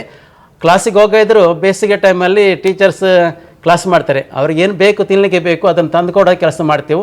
ಮೊನ್ನೊಂದು ಪೇರೆಂಟ್ ಹೇಳಿದ್ರು, ಪ್ರಿನ್ಸಿಪಾಲ್ರು ಬೆಲ್ಲ ಕ್ಯಾಂಡಿ ತಂದು ಕೊಟ್ಟ ನೆನಪು ಅವರಿಗೆ ಅಂತ. ಪಾಠ ಮಾಡಿದಲ್ಲ, ಬೆಲ್ಲ ಕ್ಯಾಂಡಿ ತಂದು ಕೊಟ್ಟರು ಅಂತ ಸೆಕೆಯಲ್ಲಿ. ಮೊನ್ನೆ ಅದು ಟಾಪ್ ಬಂದಂಥ ಒಂದು ಹುಡುಗಿ. ಈ ರೀತಿ ಈ ಸಂಸ್ಥೆಯಲ್ಲಿ 625ರಲ್ಲಿ 624 ಪಡೆದ ವಿದ್ಯಾರ್ಥಿಗಳಿದ್ದಾರೆ. ಅಂಥ ವಿದ್ಯಾರ್ಥಿಗಳು ಖಾಸಗಿ ಸಂಸ್ಥೆಯಲ್ಲಿ ಇಲ್ಲ. ವೆರೈಟಿ ಸಾಧಾರಣ ಪಾಸ್ ಆಗಲಿಕ್ಕೆ ಕಷ್ಟಾಗುವಂಥ ವಿದ್ಯಾರ್ಥಿಗಳಿದ್ದಾರೆ, ಆದರೆ ಟಾಪ್ ವೆರೈಟಿ ಸಿಕ್ಕುವಂಥ ಮಕ್ಕಳು ಇಲ್ಲಿ. ಅದೇ ರೀತಿ ಆಟೋಟದಲ್ಲಿ ರಾಷ್ಟ್ರಮಟ್ಟಕ್ಕೆ ಕೊಡುವಂಥ ವಿದ್ಯಾರ್ಥಿಗಳಿದ್ದಾರೆ. ಅದೇ ರೀತಿ ನಮ್ಮಲ್ಲಿ ಅಟಲ್ ಟಿಂಕರ್ ಲ್ಯಾಬ್ ಉಂಟು. ನಮ್ಮ ಪುತ್ತೂರು ತಾಲೂಕಲ್ಲಿ ATL ಅಟಲ್ ಟಿಂಕರ್ ಲ್ಯಾಬ್ ಪ್ರಾರಂಭ ಆದ ಸ್ಟಾರ್ಟ್ ಪುತ್ತೂರಲ್ಲಿ. ಈ ವಿದ್ಯಾರ್ಥಿಗಳು ಅವರ ಶಿಕ್ಷಕರೊಂದಿಗೆ ಸಾಧನೆ ಮಾಡಿ ರಾಷ್ಟ್ರಮಟ್ಟಕ್ಕೆ ಹೋಗಿ ಅಲ್ಲಿ ರಾಷ್ಟ್ರಪತಿಯಿಂದ ಪ್ರಧಾನಮಂತ್ರಿಯಿಂದ ಪ್ರಶಂಸನೆ ಪಡೆದಂಥ ತಂಡ ನಮ್ಮಲ್ಲಿ ಇದೆ. ಅದು ಖುಷಿ ಆಗ್ತದೆ ನನಗೆ, ಇಂಥ ಮಕ್ಕಳು ನಮ್ಮಲ್ಲಿ ಇದ್ದಾರಲ್ಲ. ಆ ರೀತಿ ಆ ಮಕ್ಕಳನ್ನು ಏನು ಅವರಲ್ಲಿ ಮಗಲ್ಲಿ ಸೂಕ್ತವಾದ ಪ್ರತಿಭೆ ಉಂಟು ಅದನ್ನು ತೆಗಿಬೇಕು. ನೆಕ್ಸ್ಟ್ ನಾವು ಗುರು ಅಂದರೆ ಗುರು ಆಗಿರಬೇಕು. ಆ ಸ್ಥಾನ ನಮಗೆ ಕೊಟ್ಟಿದ್ದಾರಲ್ಲ, ಗುರು ಅಂದರೆ ಅದು ಬೆಂಕಿ ಆಗಿರಬೇಕು ಅಥವಾ ಸೂರ್ಯನಾಗಿರಬೇಕು ಅಥವಾ ಗಾಳಿ ಆಗಿರಬೇಕು, ಎಲ್ರಿಗೂ ಏಕ ರೀತಿಯ ನ್ಯಾಯ ಕೊಡಬೇಕು. ಹಾಗಿದ್ರೆ ಮಾತ್ರ ಗುರುವಿನ ಪಟ್ಟಕ್ಕೆ ಅವ ಸೂಕ್ತ. ಈ ಮಗುವಿಗೆ ಅಪ್ಪ ಅಮ್ಮ ಇಲ್ಲ, ಸಿಂಗಲ್ ಪೇರೆಂಟ್, ಬಡತನ, ಅವರು ಅಗರ್ಭ ಶ್ರೀಮಂತರ ಮಗ ಅಂತ ಯಾವುದೇ ಭೇದ ಭಾವ ಇಲ್ಲ. ಆ ರೀತಿ ಇರಬೇಕು. ನಾವು ಅದೇ ರೀತಿ ನೋಡೋದು. ಅವರ ಟೀಚರ್ ಮಗರು ಅಂತ ಏನು ಭೇದ ಇಲ್ಲ, ಎಲ್ಲರ ಏಕ ರೀತಿಯಲ್ಲಿ ನೋಡ್ಕೊಳ್ಳುವಂಥದ್ದು. ಅದೇ ರೀತಿ ಇತ್ತೀಚಿನ ಕ್ರಮ ಪ್ರಕಾರ ಮೊದಲು ಮಕ್ಕಳು ಸರಿ ಕಲಿಯಿದ್ರೆ ಅಲ್ಲಿ ನಿಲ್ಲಿಸುವಂಥದ್ದು, ಕ್ಲಾಸಿನ ಹೊರಗೆ ಹೋಗೋದು ಯಾವುದಿಲ್ಲ. ಈಗ ಏನಾದರೂ ಕೆಲಸ ಆಗಿಲ್ಲ, ಕ್ಲಾಸ್ ರೂಮಲ್ಲಿ ಫ್ರಂಟಲ್ಲಿ ಕೂತ್ಕೊಳ್ಳಿ ಮಾಡಿಕೊಡಿ. ಇಲ್ಲಾಂದರೆ ಅದೇ ಸಮಸ್ಯೆ ಇಲ್ಲಿ ಕೂಡ ಆಗಿದೆ ನಮಗೆ. ಒಬ್ಬರು ಗೆಸ್ಟ್ ಟೀಚರ್ ಇದ್ದರು, ಏನೋ ವರ್ಕ್ ಮಾಡಲ್ಲ ಅಂತ ಕ್ಲಾಸಿಂದ ಹೊರಗೆ ಹೋಗ ಅಂತ ಕಳಿಸಿದ್ರು. ದೊಡ್ಡ ಹುಡುಗವ ಸೀದಾ ಮನೆಗೆ ಹೋದ, ಗೊತ್ತೇ ಇಲ್ಲ. ಹಾಜರಾಕಿ ಆಯಿತು. ನನಗೆ ಮತ್ತು ಡ್ರಾಯಿಂಗ್ ಸರ್ ಜಗನ್ನಾಥ್ ಸರ್ಗೆ, ಸರ್ ಒಮ್ಮೆ ಬನ್ನಿ ಅಂತ ಓದಿವು. ಅವರ ಹಿಂದೆ ಓದಿವು ತುಂಬ ದೂರಕ್ಕೆ. ಹೋಗುವಾಗ ಬಾಗಿಲು ಹಾಕೊಂಡು ಒಳಗಿದ್ದಾನೆ, ತೆಗೆದಿಲ್ಲ. ಅವ್ರ ಅಪ್ಪ ನಂಗೆ ಗೊತ್ತು, ಅಶೋಕಣ್ಣ ಅಂತ. ಅಶೋಕಣ್ಣ ಮಗೆ ತಪ್ಪದ ಬತ್ತಿ ಓಲ್ ಗೊತ್ತಿ ಜಿತೂಪ ಏನಂತ ಬಂದರು. ಬಾಗಿಲು ಚಿಲಕ ಹಾಕಿಬಿಟ್ಟು ಒಳಗೆ ಟಿ ನೋಡ್ತಿದ್ದಾನೆ. ಮೊದಲು ಹೇಳ್ತದೆ ನಾನು, ಮಕ್ಕಳನ್ನು ಪ್ರೀತಿಯಿಂದ ನೋಡ್ಕೊಳ್ಳಿ. ಪೋಖ್ರಿ ಮಕ್ಕಳಿರ್ತಾರೆ, ಆದರೆ ಅವ್ರ ಪ್ರೀತಿಯನ್ನು ಗಳಿಸ್ಕೊಳ್ಳಿ. ಸ್ವಲ್ಪ ಶಿಸ್ತು ಬೇಕು, ಆದರೆ ಪ್ರೀತಿಯಿಂದ ನೋಡ್ಕೊಳ್ಳಿ. ಆನಂತರ ಯಾವುದೇ ಶಿಕ್ಷಕರು ಕೂಡ ಇಲ್ಲಿ ದಂಡಿಸೋ ಕೆಲಸ ಇಲ್ಲ. ಏನಾದರೂ ಅವರಿಗೆ ಪಾಠ ಪ್ರವಚನ ತೊಂದರೆ ಆದಾಗ ನನ್ನ ಹತ್ರ ಬರೋರು. ನಾನು ಅವರನ್ನು ಏನಾದರೂ ಮಾಡಿ ತಿದ್ದಿ ಕ್ಲಾಸ್ ಸಿಚುವೇಶನ್ಗೆ ತರುವಂಥ ಕೆಲಸ ಮಾಡಿದೆ. ಅಂಥ ಒಂದು ಶಕ್ತಿ ನನಗೇನು ಕೊಟ್ಟಿದ್ದಾರೆ. ಕೆಲವು ಪೇರೆಂಟ್ ತುಂಬ ಕಂಪ್ಲೇಂಟ್ ಬರ್ತದೆ, ಸರ್ ನಿಮ್ಮ ಮುಖ ನೋಡ್ಕೊಂಡು ಹೊರಗೆ ಹೋಗ್ತಿದ್ದೇವೆ ಅಂತ ಹೇಳೋರು. ತಿದ್ದಬೇಕಲ್ಲ. ನಾವು ಹೇಳಿದೆವು, ನಿಮ್ಮಲ್ಲಿ ಒಂದೆರಡು ಮಕ್ಕಳು ಇರ್ಬೋದು ನಿಮಗೆ, ನಾವು 700-800 ಮಕ್ಕಳನ್ನು ನಿಭಾಯಿಸ್ಬೇಕಂತಂದರೆ ಸ್ವಲ್ಪ ಶಿಸ್ತು ಬಗ್ಗೆ ನೋಡ್ಕೊಳ್ಬೇಕಲ್ಲ ಅಂತ. ಆಯ್ತು ಅಂತೇಳಿ ತೆರಳುವಂಥ ಪೋಷಕರು ಕೂಡ ಇದ್ದಾರೆ. ಅಂತೇನು ಸಮಸ್ಯೆ ಆಗಿಲ್ಲ. ಗದರಿ ಫಲಿತಾಂಶವನ್ನ ತೆಗೆಬೇಕು, ಪ್ರೀತಿಯಿಂದ ಆಶೀರ್ವಾದ ಮಾಡಬೇಕು ಅನ್ನುವಂತಹ ಒಂದು ಧ್ಯೇಯ. ಅದರ ಜೊತೆಗೇನೆ ನಿಮ್ಮ ಫ್ಯಾಮಿಲಿಯ ಬಗ್ಗೆ ಮಾತಾಡಬೇಕು ಸರ್. ಯಾಕೆಂತ ಹೇಳಿದ್ರೆ ನಿಮ್ಮ ಬೆನ್ನ ಹಿಂದೆ ದೊಡ್ಡ ಶಕ್ತಿಯಾಗಿ ನಿಂತವರು ಅವರು. ನೀವು ತಡವಾಗಿ ಬಂದರೂ ಕೂಡ ಓಕೆ, ಬೆಳಿಗ್ಗೆ ಬೇಗ ಬರ್ತೀರಾ ಅಂತ ಹೇಳಿದ್ರು ಕೂಡ ಅವೆಲ್ಲವನ್ನ ಕೂಡ ಸರಿ ಹೊಂದಿಸಿಕೊಂಡು ಹೋಗುವಂತವ್ರು. ಹಾಗೆ ನಿಮ್ಮ ಫ್ಯಾಮಿಲಿ ಬಗ್ಗೆ ಹೇಳಿ ಸರ್. ಸರಿ, ನನ್ನ ಕುಟುಂಬದ ಬಗ್ಗೆ ನಾವು 5 ಜನ, ಎಲ್ಲ ನನಗೆ 4 ಜನ ಅಣ್ಣಂದಿರು, ಒಬ್ರು ಅಕ್ಕ, ನಾನು ಲಾಸ್ಟ್ ಕೊನೆಯವ. ನಮಗೆ ಸ್ವಂತ ಊರು ಪಡವನೂರು ತಾಲೂಕು ಸುಳ್ಯಪದವು. ಪ್ರಾಥಮಿಕ ಎಜುಕೇಷನ್ ಅಲ್ಲಿ ಬಡಗನೂರು ಹಿರಿಯ ಪ್ರಾಥಮಿಕ ಶಾಲೆ ಬಡಗನೂರಲ್ಲಿ, ಪ್ರೌಢ ಎಜುಕೇಷನ್ ಸುಳ್ಯಪದವು. ತುಂಬ ದೂರ ನಡೆದು ಹೋಗಬೇಕು. ಆವಾಗ ನಮಗೆ ತಿನ್ನಲಿಕ್ಕೂ ತೊಂದರೆ, ಅಷ್ಟು ಬಡತನ. ತಂದೆ ತಾಯಿ ಕೂಲಿ ಕೆಲಸಕ್ಕೆ ಹೋಗುವವರು. ನನ್ನ 2 ಅಣ್ಣಂದಿರು ಅಕ್ಕಂದಿರು ಶಾಲೆ ಮೆಟ್ಲಿಗೆ ಬರಲಿಲ್ಲ, ಆಗಲೇ ಕೆಲಸಕ್ಕೆ ಹೋಗೋರು ಕೂಲಿ ಕೆಲಸ. ಆವಾಗಿನ ಟೈಮಲ್ಲಿ ಕೂಲಿ ಕೆಲಸ ಅಂದರೆ ವಾರಕ್ಕೆ ಸಿಕ್ತಿದ್ದದ್ದು 50 ರೂಪಾಯಿ, ಒಂದು ವಾರಕ್ಕೆ ಸಿಕ್ತಾ 50 ರೂಪಾಯಿ. ಅಲ್ಲೇನಾದರೂ ಅವರಿಗೆ ತಿನ್ಲಿಕ್ಕೆ ಕೊಟ್ಟರೆ ನನ್ನ ತಮ್ಮ ಇದ್ದೇನೆ ಅಂತಲೇ ಕಟ್ಟಿಕೊಂಡು ನನಗೆ ಬರೋರು.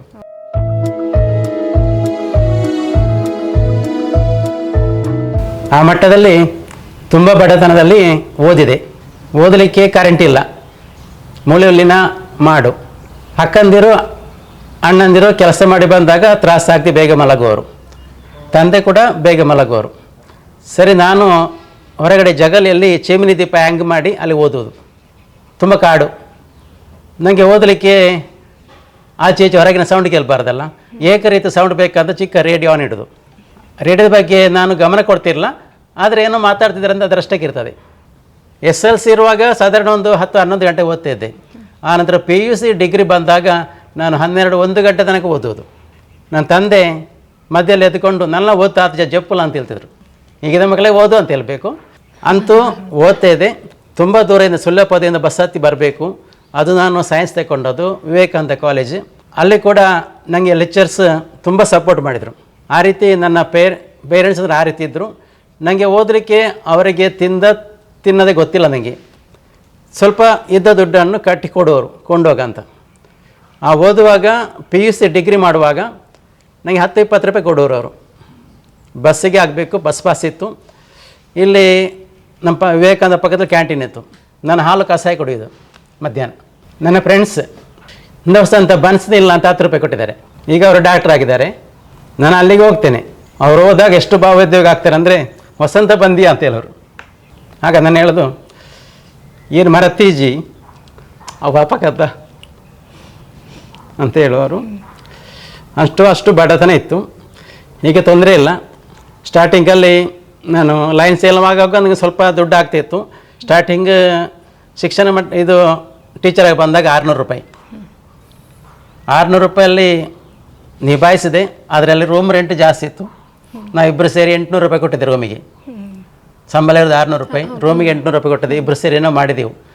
ಆನಂತರ ಗೆಸ್ಟ್ ಟೀಚರ್ ಆದಾಗ 900 ಕೊಟ್ಟರು. ಆದರೆ 900 ಕೊಟ್ಟೋದಕ್ಕೆ ಅಲ್ಲಿ ಹಾಗೆ ಫಿಕ್ಸ್, ಏನು ಖರ್ಚಿಲ್ಲ. ಎಲ್ಲ ಧರ್ಮಸ್ಥಳ ವಿದ್ಯಾಸಂಸ್ಥೆಯದ್ದು ತಿನ್ನಲಿಕ್ಕೆ ಹಾಸ್ಟೆಲ್ ಎಲ್ಲ ಅವರು ಉಚಿತ ಆಗಿತ್ತು. ಆದರೂ ಅದರಲ್ಲಿ ಕೂಡ ಸಿಕ್ಕಿದ ದುಡ್ಡನ್ನು ಸ್ಟಾರ್ಟಿಂಗ್ ನನ್ನ ಅಪ್ಪ ಅಮ್ಮನಿಗೆ ಏನೋ ತಂದು ಕೊಟ್ಟಿದ್ದೆ, ನೆನಪಿಲ್ಲ. ಅಮ್ಮನಿಗೆ ಒಂದು ಕರಿಮಣಿ ಕಂಟಿ ಮಾಡಿಸಿರಬೇಕು, ಬೆಳ್ಳಿದಿತ್ತು, ಸ್ವಲ್ಪ ಚೇಂಜ್ ಮಾಡಿಸಿದೆ.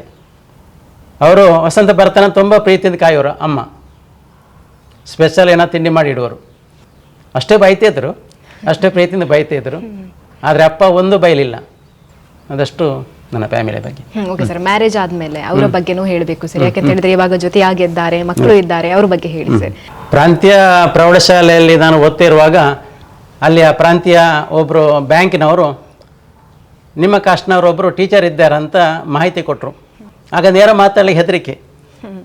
ಪತ್ರ ವ್ಯವಹಾರ ಮಾಡಿದೆ, ನಾನು ಇಲ್ಲಿ ಟೀಚರ್ ಆಗಿದ್ದೇನೆ, ನೀವು ನಮ್ಮ ಕಾಸ್ಟ್ನವರ ಅಂತ. ನಾನೀಗ ನನ್ನ ಧರ್ಮಪತ್ನಿ ಅವರು ಅಷ್ಟೇ ಎದುರವರು. ಅವರ ಹೆಡ್ ಮಾಸ್ಟರ್ ಕಲಿಸಿದ್ರು ನಮ್ಮ ಶಾಲೆಗೆ. ಅಲ್ಲಿ ವಸಂತ ಮಾಸ್ಟರ್ ಇದ್ದರೆ ನೋಡ್ಕೊಂಡು ಬನ್ನಿ ಅಂತ ಬಂದರು. ಮತ್ತು ನಾನು ಶಾಲೆಗೆ ಹೋದೆ. ಹರಿಣಾಕ್ಷಿ ಅಂತ ಅವರು ಪಣಪೀಲ ಶಾಲೆಯಲ್ಲಿ ಪ್ರಾಥಮಿಕ ಶಾಲೆಯಲ್ಲಿ ಟೀಚರ್ ಆಗಿದ್ದರು. ಆನಂತರ ಅವರ ಮನೇಲಿ ಹೇಳಿದ್ರು, ಕಟೀಲು ದೇವಸ್ಥಾನ ಪಕ್ಕ ಮನೆ ಅವ್ರದ್ದು. ಅವರ ತಂದೆ ತಾಯಿ ಅಣ್ಣಂದ್ರಿಗೆ ಹೇಳಿದ್ರು, ಇಂಥ ಮಾಸ್ಟರ್ ಇವಳೆರಿಗೆ ಇಲ್ಲಡೆ ಬರ್ಪೇರಿಗೆ ಅಂತೇಳಿ. ಸರಿ ಹೋದೆ ಅಂತ ನನ್ನ ಭಾವಂದಿರು ಅಣ್ಣಂದಿರು ಎಲ್ಲ ಕರ್ಕೊಂಡು ಅವ್ರ ಮನೆಗೆ ಹೋದೆ. ಆ ರೀತಿ ಪ್ರಪೋಸಲ್ ಸೆಟ್ ಆಯಿತು. ಯಾರು ನೋಡಿದಲ್ಲ. ಹೀಗೆ ನಾವು ಬ್ಯಾಂಕಿನ ಪರಿಚಯ ಆಗಿ ಹರಿಣಾಕ್ಷಿ ಎಂಬಂಥ ಟೀಚರನ್ನು ಮದುವೆ ಆದೆ. ಒಂದು 98ನೇ ಇಸ್ವಿಯಲ್ಲಿ ಮದುವೆ ಆದೆ. ಅದು ಕೂಡ ಕಟೀಲು ತಾವಿ ಆಶೀರ್ವಾದ ತೆಕ್ಕೊಂಡೇ ಮದುವೆ ಆದೆ. ಏನು ಹೆಚ್ಚು ಕಡಿಮೆ ಅಂದರೆ ನೀವು ಏನು ಸಮಸ್ಯೆ ಆಗಿಲ್ಲ. ಈ ನನ್ನ ಮಿಸ್ಸಸ್ ಅಂದರೆ ನಾನು ನನ್ನ ಮನೆಯವರಿಗೆ ಎಷ್ಟೀಗ ಹೆಲ್ಪ್ ಮಾಡಿದ್ರೆ ಈಗಲೂ ಸಹಾಯ ಮಾಡ್ತಿದ್ದೇನೆ. ಆದರೆ ಯಾಕೆ ಸಹಾಯ ಮಾಡ್ತಿದ್ದೀರಿ, ಎಷ್ಟು ಕೊಡ್ತಿದ್ದೀರ ಅಂತ ಒಂದು ಮಾತು ಕೇಳಲಿಲ್ಲ. ನನ್ನ ಮಿಸ್ಸಸ್ನ ATM ನನ್ನಲ್ಲಿರೋದು. ಯಾವುದಕ್ಕೆ ಎಷ್ಟು ಖರ್ಚು ಒಂದು ಮಾತು ಆಡೋದಂತ ನನ್ನ ಧರ್ಮಪತ್ನಿ ಅಂದರೆ ಹರಿಣಾಕ್ಷಿ. ಅವ್ರ ಎದುರು ಹೇಳೋದಿಲ್ಲ ನಾನು. ಇದನ್ನು ನೋಡ್ತಾರೆ ಸರ್. ಸರಿ ಅಂತ ಒಂದು ಧರ್ಮಪತ್ನಿಯನ್ನು ಪಡೆದಿದ್ದೇನೆ. ತುಂಬ ಖುಷಿಯಾಗಿದ್ದೇನೆ. ಮನೆ ಹೋದರೆ ನಾನು ಮಾತಾಡೋದಿಲ್ಲ. ಎಲ್ಲ ಹೇಳುವರು, ಪಿದೈ ಬಾರಿ ಬಾ ತೀರ್ಬಿರ ಇಲ್ಲ ಹೋಗಿಲ್ಲ ಬಾ ತೀರ್ಜಿರು ಅಂತ ಸ್ವಲ್ಪ ದೂರವರು. ಅದೇ ರೀತಿ ನನಗೊಬ್ಬಳು ಮಗಳು ತೀರ್ಥ ಏವಿ ಅಂತ ಇಲ್ಲಿ ರಾಮಕೃಷ್ಣ ಹೈಸ್ಕೂಲಲ್ಲಿ ಕಲಿತರು. ಮೊದಲು ತನ್ನ ಅಮ್ಮನ ಶಾಲೆಯಲ್ಲಿ ವೀರಮಂಗಲ ಶಾಲೆಯಲ್ಲಿ ಓದಿ, ಆನಂತರ ಲಿಟಲ್ ಫ್ಲವರ್ ಶಾಲೆ ಬಂದು, ಆನಂತರ ಹೈಸ್ಕೂಲು ರಾಮಕೃಷ್ಣ, ಆನಂತರ PUC ವಿವೇಕಾನಂದ, ಎಂಜಿನಿಯರಿಂಗ್ ಕೂಡ ವಿವೇಕಾನಂದವೇ. ಅದು ಸ್ಕೌಟ್ ಇದರ ಮೂಲಕ ಅಥವಾ ಒಂದು ಅವ್ರಿಗೆ ರಾಷ್ಟ್ರಪತಿ ಪುರಸ್ಕೃತ ಆಯಿತು. ರಾಷ್ಟ್ರಪತಿಯಿಂದ ಹುಡುಗಿಗೆ ಪಾಶ್ಚಿಮಾತ್ಯ ದೇಶಕ್ಕೆ ಹೋಗಿ ಬಂದರು. ಈಗ BE ಕಂಪ್ಯೂಟರ್ ಸೈನ್ಸ್ ಆಗಿ ಒಂದು ಸಾಫ್ಟ್ವೇರ್ ಇಂಜಿನಿಯರ್ ಆಗಿ ಬೆಂಗಳೂರಲ್ಲಿ ಕರ್ತವ್ಯ ನಿರ್ವಹಿಸಿದ್ದಾರೆ. ಮೊದಲು ಅಮೇರಿಕಾ ಕಂಪನಿಯಲ್ಲಿ ಅಂಡರ್ ಇದ್ದರು, ಈಗ UK ಕಂಪನಿ ಅಂಡರಲ್ಲಿ ವರ್ಕ್ ಮಾಡ್ತಿದ್ದಾಳೆ. ತೀರ್ಥ ಏವಿ ಅಂತ. ಈಗ 25 ವರ್ಷ ರನ್ನಿಂಗ್. ನಾಳ್ದು ನನ್ನ ಮಗಳು ಕೂಡ ಬರೋಳು, ರಜೆ ಇಲ್ಲ. ಅದ್ರ ಪಾಪ ನಾನು ಅಡ್ಜಸ್ಟ್ ಮಾಡಿ ಅವರಲ್ಲಿ ಕೇಳಿ ಬರ್ತೇನೆ ಅಂತ ಹೇಳಿದ್ರೆ. ನಾನು ನಿಮ್ಮ ಬಗ್ಗೆ ಹೊರಗೆ ಕೇಳ್ಪಟ್ಟಾಗ ಒಳ್ಳೆ ಟೀಚರ್, ಆದರೆ ಸ್ವಲ್ಪ ಸ್ಟ್ರಿಕ್ಟ್ ಅಂತ ಹೇಳಿದ್ರು ಸರ್. ಹಾಗಾಗಿ ನಿಮ್ಮ ಕಣ್ಣೀರು ನೋಡಿದಾಗ ಅಂದರೆ ತುಂಬ ಭಾವುಕರಾಗ್ತೀರಿ ಸರ್. ನಾನು ನೋಡಿದ ಪ್ರಕಾರ ಅದು ವಿದ್ಯಾರ್ಥಿಗಳ ಮೇಲಿನ ಪ್ರೀತಿ ಆಗಿರ್ಬೋದು, ಮನೆಯ ಬಗೆಗಿನ ವಿಚಾರಗಳಾಗಿರ್ಬೋದು, ಇವೆಲ್ಲವೂ ಕೂಡ ನಿಮ್ಮನ್ನು ಗಟ್ಟಿಯಾಗಿಸಿದೆ, ಅಷ್ಟೇ ಭಾವುಕವನ್ನಾಗಿಸಿದೆ ಸರ್. ಹಾಗಾಗಿ ತಾವು ಭಾವುಕ ಜೀವಿಯ ಹೇಗೆ ಅಂತ? ಭಾವುಕ ಜೀವಿ ಅಂತ ಅಲ್ಲ, ಆದರೆ ಹಿಂದಿನ ಅದು ನೆನಪು ಮಾಡುವಾಗ ಸ್ವಲ್ಪ ಮನಸ್ಸಲ್ಲಿ ಆನಂದ ಭಾಷ್ಮ ಬರ್ತದೆ. ಇಷ್ಟು ಕಷ್ಟದಲ್ಲಿ ಇದ್ದು ಈ ಮಟ್ಟಕ್ಕೆ ಬಂದೇ ಅಲ್ಲ ನಾನು. ತಿನ್ನಲಿಕ್ಕೆ ಇಲ್ಲದಂಥ ವ್ಯಕ್ತಿ ಈಗ ಟೀಚರ್ಸ್ ಅಂತ ತೊಂದರೆ ಇಲ್ಲ, ಬೇಕಷ್ಟು ಜೀವನ ಮಾಡಲಿಕ್ಕೆ ಸಂಬಳ ಸರ್ಕಾರ ಕೊಡ್ತಾ ಉಂಟು. ಸರ್ಕಾರ ಅಂದರೆ ಜನರಿಂದಲೇ ಬರ್ತಾ ಉಂಟು. ಅದರಿಂದ ನೆಮ್ಮದಿಯಾಗಿದ್ದೇನೆ. ಸ್ಟಾರ್ಟಿಂಗಲ್ಲಿ ತುಂಬ ಕಷ್ಟ ಇದ್ದರೂ ಕೂಡ ಈಗ ಆರಾಮಾಗಿದ್ದೇನೆ. ಆ ರೀತಿ ಬೇಕಾಗಷ್ಟು ಚಿಕ್ಕ ಏನು ಮನೆ ಮಾಡಿದ್ದೇನೆ, ಒಂದು 7 ಸೆನ್ಸ್ ಮನೆ, ಆದರೂ ಆರಾಮಿದ್ದೇನೆ, ಏನು ತಲೆ ಬಿಸಿಲ್ಲದೆ. ತುಂಬ ಜನ ಕೇಳುವವರು, ಅಷ್ಟು 32-33 ವರ್ಷ ತನಕ ಎಜುಕೇಷನ್. ನನ್ನ ಮಿಸ್ಸಸ್ ಹೇಳುವರು, ಶಾಲೆ ಅಂದರೆ ತಲೆಯಲ್ಲೇ ಹೊತ್ಕೊಳ್ಳುವರು ಅಂತ. ಯಾವಾಗ ನೋಡಿದ್ರೆ ಶಾಲೆಯಲ್ಲಿ ಬೆಳಗ್ಗೆ 8:30 ಗಂಟೆಗೆ ಬಂದರೆ ರಾತ್ರಿ ಟೈಮ್ ಇಲ್ಲ. ರಿನೇಷನ್ ಆಗೋ ರಾತ್ರಿ 12 ಆದುಂಟು. ಈಗ ಸಾಧಾರಣ 6 ಗಂಟೆ. ನಮಗೀಗ ಕಾಮ್ಸ್ ಉಂಟು, KMS ಉಂಟು. ಬೆಳಗ್ಗೆ ಬಂದ ಕೂಡಲೇ 10 ಗಂಟೆಯಿಂದ 4 ಗಂಟೆಗೆ ನಾವು ಅದಕ್ಕಿಂತ ಮೊದಲೇ ಅಲ್ಲಿ ಚೆಕ್ ಇನ್ ಮಾಡ್ತೇವೆ, ಚೆಕ್ಔಟ್ ಆಗ್ತೇವೆ. ಈಗ ಮಾಡಲೇಬೇಕಾಗ್ತದೆ. ಆ ರೀತಿಯ ವ್ಯವಸ್ಥೆ ಉಂಟು. ಆದರೆ ನಾನು ಶಾಲೆಯನ್ನು ಯಾಕೆ ಪ್ರೀತಿ ಇಟ್ಕೊಂಡಂದರೆ ನನಗೆ ಅನ್ನ ಕೊಟ್ಟ ಒಂದು ದೇಗುಲ ಅದು. ಇಲ್ಲದ್ರೆ ನಾವು ಊರೂರು ಎಳೆದಾಡಬೇಕಿತ್ತು. ಕೆಲವರು ತಿನ್ನಲಿಕ್ಕೆ ತೊಡಕಾಗುವಂಥ ಜನರು ನಮ್ಮ ಭಾರತದಲ್ಲಿ ಇದ್ದಾರೆ. ಸರ್ಕಾರ ಬೇಕಷ್ಟು ಕೊಡ್ತಾ ಉಂಟು, ಆದರೂ ಅಂಥ ಸಮಸ್ಯೆ ನಮಗೆ ಇಲ್ಲಲ್ಲ. ದೇವರೊಂದು ಆ ಗುರುವಿನ ಸ್ಥಾನದಲ್ಲಿ ಕೂತ್ಕೊಳಿಸ್ತಾರಲ್ಲ, ತುಂಬ ಹೆಮ್ಮೆ ಇದ್ದೇನೆ, ನಾನು ಖುಷಿಯಲ್ಲಿದ್ದೇನೆ. ಆರ್ಥಿಕವಾಗಿ ಸರ್ಕಾರ ಕೊಟ್ಟದ್ದು ಬೇರೆ ಯಾವುದೇ ಇತರ ಇನ್ಕಮ್ ಇಲ್ಲ. ಮನೆಯಲ್ಲಿ ಕಿಂಚಿಷ್ಟು ಜಾಗನಿಲ್ಲ, ತೋಟ ಗಿಟ ಏನಿಲ್ಲ. ಅಕ್ಕ ಅಣ್ಣಂದಿರನ್ನು ಸಾಧಾರಣ ನನಗೆ ನೋಡ್ಕೊಂಡಿದ್ದಾರೆ ಅಂತೇಳಿ ನನ್ನ ಅಣ್ಣಂದಿರೋದು, ಅಕ್ಕಂದಿರೋದು ಮಕ್ಕಳು. ಅಕ್ಕನಿಗೆ 3 ಹೆಣ್ಣು ಮಕ್ಕಳು. ಅಕ್ಕನಿಗೆ ಸ್ವಲ್ಪ ಆರೋಗ್ಯ ಏರುಪೇರಾಯಿತು. ವಸಂತ ಮೂಜಿ ಪಂಜೋಕ್ಲ ಅಂತ ಹೇಳಿದ್ರು. ಆ 3 ಹೆಣ್ಣು ಮಕ್ಕಳ ಮದುವೆ ಆಯಿತು. ನಾನು ಮಾಡಿದೆ ಅಂತ ಹೇಳಿದ್ರು, ನನ್ನನ್ನು ಮಾಡಿಸಿದರು. ಅಣ್ಣಂದಿರಾಗಿ ಅಣ್ಣ ಡೆತ್ ಆದ, ದೊಡ್ಡ ಅಣ್ಣ. ಅವನ 2 ಮಕ್ಕಳು, ನನ್ನ ಸ್ಟೂಡೆಂಟ್ ಅವರು. ಈಗ ಒಬ್ಬಳು ಟೀಚರ್ ಆಗಿದ್ದಾಳೆ, ಒಬ್ಬ ಸ್ವಂತ ಉದ್ಯೋಗ ಮಾಡ್ತಿದ್ದಾನೆ. ಅವರದ್ದು ಕೂಡ ಮದುವೆ ಕಾರ್ಯ ಎಲ್ಲ ಮಾಡುವಂಥ ಶಕ್ತಿ ನಂಗೆ ಕೊಟ್ಟಿದ್ದಾರೆ. ಆಯಿತು.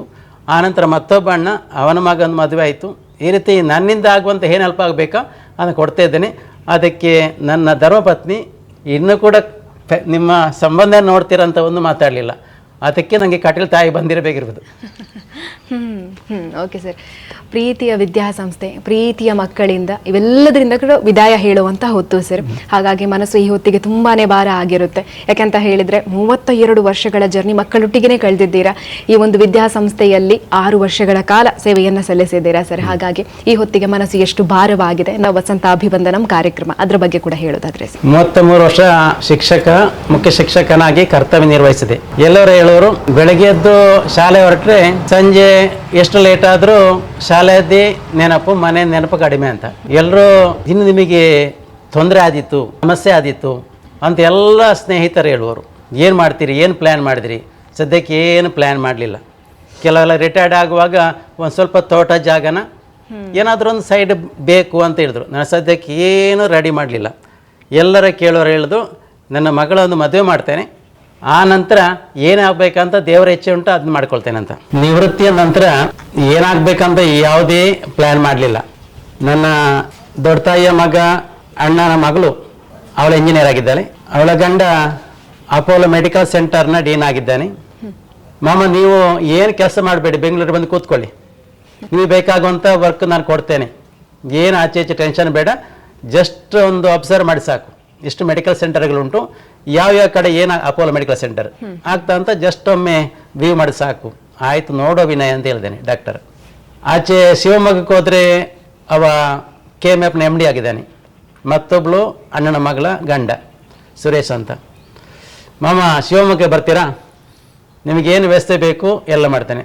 ಅವು ಸುರೇಶ್, ನಾನು ಬರ್ಬೋದು, ಆದರೆ ಮನೆಯಲ್ಲಿ ಮಗಳ ಮದುವೆ ಆದ ನಂತರ ಮಿಸ್ಸಸ್ ಒಬ್ಬಳೇ ಆಗ್ತಾರಲ್ಲ, ಸದ್ಯಕ್ಕೆ ಏನು ಪ್ಲ್ಯಾನ್ ಮಾಡಲ್ಲ. ಈಗ ಒಂದು ನನ್ನ ಮಿಸ್ಸಸ್ಸಿಗೆ ಒಂದು 10-25 ವರ್ಷದಿಂದ ಪ್ರೈಮರಿ ಶಾಲೆಯಲ್ಲಿ ಟೀಚರ್ ಆಗಿದ್ದರು. ಮೊನ್ನೆ ತಾನೇ ಮುಖ್ಯ ಶಿಕ್ಷಕ ಆಗಿ ಪ್ರಮೋಷನ್ ಹೊಂದಲು ಈಗ ಆನಾಡ್ಕ ಸ್ಕೂಲಲ್ಲಿ ಸರ್ಕಾರಿ ಹಿರಿಯ ಪ್ರಾಥಮಿಕ ಶಾಲೆಯಲ್ಲಿ ಮುಖ್ಯ ಶಿಕ್ಷಕಿಯಾಗಿ ಸೇರಿದರು. ಸದ್ಯಕ್ಕೆ ನಾನು ಡ್ರೈವರ್ ಆಗಿ ಆಗ್ತೇನೆ ಅಂತ ಹೇಳಿದೆ. ಬೆಳಿಗ್ಗೆ ಕೊಂಡಾಗಿ ಡ್ರಾಪ್ ಮಾಡೋದು, ಸಂಜೆ ಕರ್ಕೊಂಡು ಬರೋದು, ಮತ್ತು ಮಧ್ಯ ಹೊತ್ತಲ್ಲಿ ಮನೆ ಉಂಟು, ಅದನ್ನು ಕ್ಲೀನ್ ಮಾಡಿಕೊಳ್ತೇನೆ ಅಂತ. ಸ್ವಲ್ಪ ಗಾರ್ಡನ್ ಉಂಟು, ಅದನ್ನು ಕ್ಲೀನ್ ಮಾಡಿಕೊಳ್ತೇನೆ ಅಂತ. ರಿಟೈರ್ಡ್ ಆದ ನಂತರ ಮತ್ತೇನು ಪ್ಲ್ಯಾನ್ ಮಾಡುವ ಅಂತ ಇದ್ದೇನೆ. ಸದ್ಯಕ್ಕೆ ಯಾವುದೇ ಪ್ಲ್ಯಾನ್ ಮಾಡಲಿಲ್ಲ. ಜಾಗ ಕೂಡ ತೆಕ್ಕೊಳ್ಳ. ಅಂದರೆ ಮೊದಲು ಕೂಲಿ ಕೆಲಸ ಮಾಡಿದ್ದೇನೆ, ಗದ್ದೆ ಒತ್ತಿದ್ದೇನೆ, ನೇಜು ನೆಟ್ಟನೆ ಎಲ್ಲ ಗೊತ್ತು. ಆದರೆ ಈಗ 33 ವರ್ಷ ಆಯ್ತು ಬಿಟ್ಟು. ಮೊನ್ನೆ ತಾನೇ ಇಲ್ಲಿ ಮೇಲಿನ ಶೀಟ್ ತೆಗೆಯುವಾಗ ಆದಿತ್ಯವಾರ ಅದು ತೆಗಿಬೇಕಿತ್ತು. ಯಾರೂ ಇರಲಿಲ್ಲ. ನಮ್ಮ STMC ಅಧ್ಯಕ್ಷರಾದ ಸುರೇಶ್ ರೈ ಪಡ್ಡಮೇಲ್ ಮತ್ತು ನಾನು ಆ ಸಿಮೆಂಟ್ ಶೀಟನ್ನು ಮೇಲಿಂದ ಇಳಿಸ್ಬೇಕಾದ್ರೆ ನಮಗೆ ಅಷ್ಟು ಕಷ್ಟ ಆಯಿತು, ಸೊಂಟ ನೋಸುಮಾಯಿತು. ಮಾಡಿದ್ದೇವೆ. ಎಲ್ಲರೂ ಬಂದಾಗ ಇದು ಯಾಕೆ ನೀವು ಮಾಡೋದು, ಯಾರು ಬರಲ್ಲ, ಏನು ಮಾಡೋದು, ಎಲ್ಲ ಶೀಟ್ ತೆಗೆದು ಅಲ್ಲಿಟ್ಟಿದೆ, ಮೇಲಿಂದ ಇಳಿಸ್ಬೇಕು. ನನ್ನ ಪಾಪಿ ಮೇಜಲ್ ಸ್ಟೂಡೆಂಟ್ ಮೇಲೆ ಹೋದರು, ಅದನ್ನು ಇಳಿಸಿದ್ರು. ಕೆಲಸ ಮಾಡಲಿಕ್ಕೆಲ್ಲ ಗೊತ್ತುಂಟು, ಆದರೆ ಮನಸ್ಸಿದ್ರು ದೇಹ ಕೇಳಬೇಕಲ್ಲ. ಈ ರೀತಿ ಸದ್ಯಕ್ಕೆ ಯಾವುದೇ ಪ್ಲ್ಯಾನ್ ಮಾಡಲ್ಲ. ಮುಂದಕ್ಕೆ ಮಗಳದು ಮದುವೆ ಆದ ನಂತರ, ನನ್ನ ಧರ್ಮಪತ್ನಿದು ನಿವೃತ್ತಿ ಆದ ನಂತರ ಏನಂತ ಪ್ರಯತ್ನ ಏನಾದರೂ ಒಂದು ಪ್ಲ್ಯಾನ್ ಮಾಡಬೇಕಷ್ಟೇ. ವಸಂತ ಅಭಿವಂದನಂ ಕಾರ್ಯಕ್ರಮದ ಬಗ್ಗೆ ನೀವು ಪ್ರೀತಿಯಿಂದ ನಿಮ್ಮ ಒಂದು ವಿದ್ಯಾರ್ಥಿಗಳನ್ನು ಆಮಂತ್ರಿಸೋದಾದ್ರೆ ಸರ್? ನನ್ನ ವಸಂತ ಅಭಿನಂದನಂ ಎಂಬ ಕಾರ್ಯಕ್ರಮ ಆಗಬೇಕಂತಾದರೆ ನನ್ನ ಇಚ್ಛೆ ಅಲ್ಲ ಇದು. ನಮ್ಮ ಶಾಲೆಯ ನನ್ನ ನಂತರ ಹಿರಿಯ ಶಿಕ್ಷಕರಾದಂಥ ನಾಗರಾಜ್ ಭಟ್, ಸಂಸ್ಕೃತ ಅವರು ಟೀಚರ್, ಅದೇ ರೀತಿ ನನ್ನ ಬಾಕಿಲದ ಎಲ್ಲ ಸಹೋದ್ಯೋಗಿಗಳು.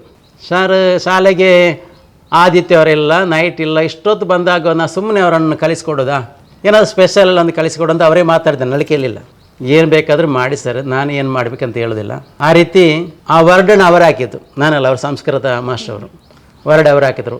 ಎಲ್ಲ ಕಡೆಯಿಂದಲೂ ಇಂಥ ವರ್ಡ್ ಸಿಕ್ಕಿದ್ದು ನಿಮಗೆ ಅಂತ ನಾನು ಮಾಡಿದಂತ ಹೇಳಿದ್ರು. ನನ್ನ SLC ಅದು ಬ್ಯಾಚ್ ಉಂಟು, ನನಗೆ ಒಂದು ಗ್ರೂಪ್ ಉಂಟು, ಈಗ ವಾಟ್ಸಪ್ ಉಂಟಲ್ಲ, ನಾನು SLC ಓದುವಾಗ SLC group, degree group, B.Ed group ಎಲ್ಲ ಕೂಡ ಒಂದು ಗುಂಪು ಉಂಟು. ಆ ಗುಂಪಲ್ಲಿ ಶೇರ್ ಮಾಡಿದಾಗ ಈ ರೀತಿ, ಅದೇ ರೀತಿ ಇಲಾಖಾಧಿಕಾರಿಗಳು BO ಒಂದು ಗುಂಪು ಉಂಟು. ಆ EO ಅಸೋಸಿಯೇಷನ್ನ ಅಧ್ಯಕ್ಷಗಳು ನಾನಾಗಿದ್ದೇನೆ, ಪುತ್ತೂರು ತಾಲೂಕಿನದು. ಅದೇ ರೀತಿ ಹೆಡ್ಮಾಸ್ಟರ್ ಅಸೋಸಿಯೇಷನ್ ಉಂಟು, ಆ ಹೆಡ್ಮಾಸ್ಟರ್ ಅಸೋಸಿಯೇಷನ್ ಅಧ್ಯಕ್ಷರು ನನ್ನನ್ನೇ ಮಾಡಿದ್ದಾರೆ. ಮೊನ್ನೆ ತಾನೇ ಚೇಂಜ್ ಮಾಡಿದೆವು, ನಾನು ನಿವೃತ್ತಿ ಆಗ್ತಿದ್ದೇನೆ ಅಂತೇಳಿ. ಆ ಗುಂಪಲ್ಲಿ ಹಾಕಿದಾಗ ಅಷ್ಟು ವರ್ಡ್ ಸಿಕ್ಕಿದೆ. ಆದರೆ 30ನೇ ತಾರೀಕು ಇಟ್ಕೊಂಡು ಅದು ನಮಗೆ ಸ್ವಲ್ಪ ತೊಂದರೆ ಆಗಿದೆ ಅಲ್ವ ಅಂತ ಹೇಳಿದ್ರೆ, ಏನು ಪ್ರಾರಂಭೋತ್ಸವ, ನಮಗೆ ಶಾಲೆಗೆ ಹೋಗಬೇಕು, ನಾವು ಚೆಕ್-ಇನ್ ಆಗಬೇಕು, ಚೆಕ್ಔಟ್ ಆಗಬೇಕು, ನಾವು ಹೇಗೆ ಬರೋದು ಅಂತ. ಬೇರೆ ಬೇರೆ ಕಾರ್ಕಳ ಅಲ್ಲಿಂದ ಬೆಂಗಳೂರಿಂದ ಬರೋರು ಹೇಳಿದ್ದಾರೆ. ಆದರೆ ಸರ್ಕಾರಿ ನೌಕರಿಗೆ ಆ ದಿವಸ ಬರೋದು ಸ್ವಲ್ಪ ಕಷ್ಟ ಆಗ್ಬೋದು, ಆದರೆ ಶನಿವಾರ ಅಲ್ಲ ಅಂತ ಅವತ್ತು ಇಟ್ಕೊಂಡೆವು. ಹೆಚ್ಚಿನ ಜನರು ಬರ್ಬೋದಂತ ಒಂದು 600-700 ನಮ್ಮ ವಿದ್ಯಾರ್ಥಿಗಳು, ಹೊರಗಿನ ನನ್ನ ಸ್ನೇಹಿತರು, ಇಲಾಖಾಧಿಕಾರಿಗಳು ಒಂದು 500 ಆ ಜನರು ಬರ್ತಾರೆ. ಅವರಿಗೆಲ್ಲ ಬರೋಕ್ಕಂಥ ವ್ಯವಸ್ಥೆ ಮುನ್ನೆಯಿಂದ ಜಗನ್ನಾಥ್ ಸರ್, ನಮ್ಮ ಕಲಾ ಶಿಕ್ಷಕರು. 30ನೇ ತಾರೀಕಿಗೆ ನನ್ನ ಬೀಳ್ಕೊಡುಗೆ ಕಾರ್ಯಕ್ರಮ ಮಾಡಿದ್ದು ನಮ್ಮ ಸಹೋದ್ಯೋಗಿಗಳು ಮತ್ತು ಶಾಲಾಭಿವೃದ್ಧಿ ಮೇಲುಸ್ತುವಾರಿ ಸಮಿತಿಯ ಅಧ್ಯಕ್ಷರು, ಸರ್ವ ಸದಸ್ಯರು. ಈ ರೀತಿ ಆಗಬೇಕಂತ ಅವರೇ ಪ್ಲ್ಯಾನ್ ಮಾಡಿದ್ದು. ಈಗ ಸ್ಕೂಲಿಗೆ ರಜಾ ಅವಧಿ ಉಂಟು, ಬೇಸಿಗೆ ರಜೆ ಉಂಟು. ಆದರೆ ಅದರ ಬೆನ್ನ ಹಿಂದೆ ನಮ್ಮ ಶಿಕ್ಷಕರು ಸಮಿತಿಯವರು ಈಗಲೂ ಶಾಲೆ ಬರ್ತಾಯಿದ್ದಾರೆ, ಹೇಗೆ ಮಾಡಬೇಕಂತ ಚರ್ಚಿಸ್ತಿದ್ದಾರೆ. ನನ್ನಲ್ಲಿ ಕೇಳ್ತಿಲ್ಲ, ಅವರೇ ಪ್ಲ್ಯಾನ್ ಮಾಡ್ತಾರೆ. ಮೊದಲಾದರೆ ನಾನಿಲ್ಲದಲ್ಲಿ ಯಾವುದು ಮುಂದೆ ಹೋಗ್ತಿಲ್ಲ. ಈ ಸಮಾರಂಭಕ್ಕೆ ನನ್ನಲ್ಲಿ ಯಾವುದೇ ಕೇಳಿಲ್ಲ, ಎಲ್ಲ ಅವರೇ ವ್ಯವಸ್ಥೆ ಮಾಡಿದ್ದು, ಸಮಿತಿಯವರು, ಅದೇ ರೀತಿ ನಮ್ಮ ಎಲ್ಲ ಟೀಚರ್ಸ್. ಈ ಕಾರ್ಯಕ್ರಮ ಮಾಡುವಾಗ ನನಗೆ ಗುರು ಹಿರಿಯರ ಆಶೀರ್ವಾದ ಇದ್ದರಿಂದ ನಾನು ಈ ಮಟ್ಟಕ್ಕೆ ಬಂದದ್ದು. ಅದಕ್ಕೆ ಬೇಕಾಗಿ ನನಗೆ ಪ್ರಾಥಮಿಕ ಎಜುಕೇಷನ್ ಕೊಟ್ಟಂಥ ಟೀಚರ್ಗಳಿಗೆ ಒಬ್ಬರು ಇರೋದು, ಶಾರದಾ ಟೀಚರ್ ಅಂತ. ಅವರನ್ನು ಕರಿಬೇಕು, ಅವರು ಬರ್ತಾರೆ. ಅದೇ ರೀತಿ ಪ್ರೌಢ ಎಜುಕೇಷನ್ನಲ್ಲಿ ಶಿವರಾಮ ಅಂತ, HD ಶಿವರಾಮ, ಅವರನ್ನು ಆಮಂತ್ರಿಸ್ತೇನೆ. ತುಂಬ ಪ್ರೀತಿಯಿಂದ ಬೆನ್ತಟ್ಟುವವರು. ಶಿವರಾಮ ಮಾಸ್ಟರ್ ಬೈಕ್ ಬಂದಂದರೆ ಅಷ್ಟು ಭಯ ನಮಗೆ. ಅವರನ್ನು ಅಷ್ಟು ಪ್ರೀತಿಯಿಂದ ವಸಂತ ಖಂಡಿತ ಬರ್ತೇನೆ ಅಂತ ಅವರು ಬರ್ತಾರೆ. ನೆಕ್ಸ್ಟ್ ಕಾಲೇಜಲ್ಲಿ ತುಂಬ ಲೆಕ್ಚರ್ಸ್ ಇದ್ದರು, ಆದರೆ ನಾನು ತುಂಬ ಹಚ್ಚಿಕೊಂಡದ್ದು ಮಾಧವ ಭಟ್ ಅಂತ. ಅವರು ಲೆಕ್ಚರ್ ಆಗಿದ್ದರು, ಫ್ರೆಂಡ್ ಆಗಿದ್ದರು. ನಾನು ನಮಸ್ತೆ ಅಂತ ಹೇಳೋರು, ಆಯ್ ಅಂತ ಹೇಳೋರು ಅಂತ ಲೆಕ್ಚರ್ ಇದ್ದಾರೆ. ಅವರು ಕೂಡ ನಾಳ್ದು ಬರ್ತಾರೆ. ಅದೇ ಪ್ರಾಥಮಿಕ ಪ್ರೌಢ ಕಾಲೇಜಿಗೆ ನನಗೆ ಕಲಿಸಿದಂಥ ಗುರುಗಳನ್ನು ನಾನು ಆಮಂತ್ರಿಸ್ತೇನೆ, ಅವರು ಬರ್ತಾರೆ.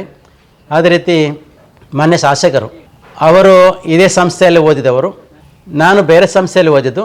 ಆದರೆ SLC ಮಾನ್ಯ ಶಾಸಕರು ಬಂದು ನಾನು ಕ್ಲಾಸ್ಮೇಟ್, ಒಂದೇ ವರ್ಷ ಬರೆದ SLC. ಅವರು ರಾಜಕೀಯ ಮಟ್ಟದಲ್ಲಿ ಅಷ್ಟು ಉನ್ನತ ಮಟ್ಟಕ್ಕೆ ಏರಿದರು. ಪುತ್ತೂರು ತಾಲೂಕನ್ನು ಅಗಾಧ ಚೇಂಜ್ ಮಾಡಬೇಕಾದ್ರೆ ಅವರೇ ಅಂಥ ಮಾನ್ಯ ಶಾಸಕರ ಕೈಯಿಂದ ನಾನು ಒಂದು ಸನ್ಮಾನ ಪಡಿಬೇಕಂತ ಆಸೆ ಇತ್ತು. ಅವರನ್ನು ಕೂಡ ಆಮಂತ್ರಿಸ್ತಾರೆ, ಖಂಡಿತ ಬರ್ತೇನೆ ಅಂತ ಹೇಳಿದ್ದಾರೆ.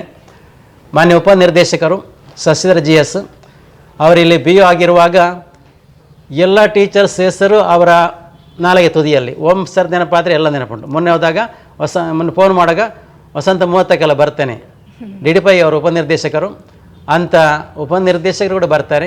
ಅದೇ ರೀತಿ ಮಾನ್ಯ BO ಸರ್ ಅವರು, ವಿಷ್ಣು ಪ್ರಸಾದ್ ಸರ್ ಅವರು ಮತ್ತು ನಾನು ಒಟ್ಟಿಗೆ ರಿಟೈರ್ಡ್ ಆಗೋದು 30 ತಾರೀಕಿಗೆ. ಅವರು ರಿಟೈರ್ಡ್ ಆಗಿದ್ರು ಕೂಡ BO ನೆಲೆಯಲ್ಲಿ ನಾಲ್ದು ಬರ್ತಾರೆ ಇಲ್ಲಿ. ಅದೇ ರೀತಿ ಅದಕ್ಕಿಂತ ಮೊದಲು JD ಸಹ ನಿರ್ದೇಶಕರಾದಂಥ ವಾಲ್ಟರ್ ಡಿ ಮೆಲ್ಲೋ ಅಷ್ಟು ಅತಿ ಉನ್ನತ ಮಟ್ಟದಲ್ಲಿದ್ದರೂ ಕೂಡ ನಾವು ಮಂಗಳೂರಿಗೆ ವ್ಯಾಲ್ಯೂಷನ್ ಹೋದಾಗ ನಾನು PUS ಹತ್ರ ಬಸ್ಸಿಗೆ ಕಾಯ್ತದೆ, ವಸಂತ ಬಾ ಅಂತ ಸೀಟ್ ಇಡುವರು ನನಗೆ. ನಮಗೆ ಮೇಲಾಧಿಕಾರ ಬಾ ಕೂತುಕ ಅಂಥ ಅಧಿಕಾರಿಗಳಿದ್ದಾರೆ, ವಾಲ್ಟರ್ ಡಿಮೆಲ್ ಅಂತ, ಅವರು ಕೂಡ ಬರ್ತಾರೆ. ಅಂಥ ಅಧಿಕಾರಿಗಳನ್ನೆಲ್ಲ ಸೇರಿದ್ದು ಮತ್ತು ನನ್ನ ಫ್ರೆಂಡ್ಸ್ SLCಯಿಂದ ಸ್ವಲ್ಪ ಗುಂಪು ಜಾಸ್ತಿ, SLC, ಡಿಗ್ರಿ, B.Ed ಬೇರೆ ಬೇರೆ ಗುಂಪು ಅಂತೆಲ್ಲ ಫ್ರೆಂಡ್ಸನ್ನು ಕರೆದಿದ್ದೇನೆ. ಅವರೆಲ್ಲ ಸೇರಿ ಒಂದು ಗೆಟ್ ಟುಗೆದರ್ ಆಗುವ ಅಂತ ಒಂದು ಆಸೆ. ಆದ ಕಾರಣ ಒಂದು 1200 ಚಿಲ್ಲರೆ ಜನ ನಾವು ಸೇರುವಂಥ ಸಾಧ್ಯತೆ ಉಂಟು. ಅದಕ್ಕೆ ಬೇಕಾದ ವ್ಯವಸ್ಥೆ ನಮ್ಮ ಜಗನ್ನಾಥ್ ಸರ್, ಪ್ರಶಾಂತರು, ನಾಗರೇಶ್ ಸರ್, ಅದರದ್ದು ಎಲ್ಲ ಶಿಕ್ಷಕ ವೃಂದ. ಮಳೆ ಬಂದರೆ ಹೇಗೆ ಮಾಡೋದು ಅಂತ ಒಂದು ಸ್ಟೇಜ್ ಸೆಟ್ ಮಾಡ್ತಾರೆ, ಅದಕ್ಕೆ ಸೀಟ್ ಹಾಕುವಂಥ ವ್ಯವಸ್ಥೆ ಮಾಡ್ತಿದ್ದಾರೆ. ಅದೇ ರೀತಿ ಊಟದ ವ್ಯವಸ್ಥೆ ಎಲ್ಲ ಕೂಡ ಸಿದ್ಧತೆ ಮಾಡ್ತಾ ಇದ್ದಾರೆ. ಒಂದು ಆ ರೀತಿಯ ವ್ಯವಸ್ಥೆ ಮಾಡಬೇಕಂತ ಇದ್ದೇವೆ. ನಾನು ಮಾಡೋದಲ್ಲ, ಎಲ್ಲ ನಮ್ಮ ಸಹೋದ್ಯೋಗಿಗಳು ಅವರ ಸಹಕಾರದಿಂದ ಆಗ್ತಾ ಉಂಟಿದೆ. ಪ್ರೀತಿಯ ವಿದ್ಯಾರ್ಥಿಗಳು ಕೂಡ ಬರಬೇಕು. ಪ್ರೀತಿಯ ವಿದ್ಯಾರ್ಥಿಗಳು ನಮಗೆ ಪ್ರಾರಂಭೋತ್ಸವ 1 ತಾರೀಕು ಉಂಟು, ಆದರೆ ನಾನು 30 ತಾರೀಕಿಗೆ ಬನ್ನಿ ಅಂತ ಕರೆದಿದ್ದೇನೆ. ಏನು ಬುಕ್ಸ್ ಬ್ಯಾಗ್ ಬೇಡ, ಫ್ರೀಯಾಗಿ ಬನ್ನಿ. ಇಲ್ಲದ್ರೆ ಬಾಕಿ ದಿವಸ ಅದು ಯೂನಿಫಾರ್ಮಲ್ಲಿ ಬರಬೇಕು, ನಮ್ಮ ಶಿಸ್ತು ಕಾಪಾಡಿಕೊಳ್ಳಬೇಕು. ಶಾಲಾ ಕಾಂಪೌಂಡ್ ಒಳಗಿದಾಡಿದ್ರೆ ಚೀಂಗಮ್ ತಿನ್ನಲಿಕ್ಕೆ, ಚಾಕ್ಲೇಟ್ ತಿನ್ನಲಿಕ್ಕೆಲ್ಲ ಕೆಲವು ರೀತಿ ಉಂಟು ನಂದು. ಅಂದರೆ ಇನ್ಸರ್ಟ್ ಮಾಡಬೇಕು, ಕೂದಲು ಅಷ್ಟು ಬಿಡಬಾರ್ದು, ಎಲ್ಲ ನಿಯಮ ಉಂಟು. ಆದರೆ ನಾಲ್ದು 30 ತಾರೀಕಿಗೆ ಒಂದು ಆರಾಮದಲ್ಲಿ ಬನ್ನಿ ಅಂತ ಕರೆದಿದ್ದೇನೆ. ಮಕ್ಕಳನ್ನು ವೆಲ್ಕಮ್ ಮಾಡೋಂಥ ಪ್ರೋಗ್ರಾಮ್ ಯಾವತ್ತೇ ಮಾಡ್ತೇವೆ. ಅಂದರೆ ಜನಪ್ರತಿನಿಧಿಗಳು ನಮಗೆ 1 ತಾರೀಕು ಸಿಕ್ಕೋದು ಕಷ್ಟ ಸಾಧ್ಯ.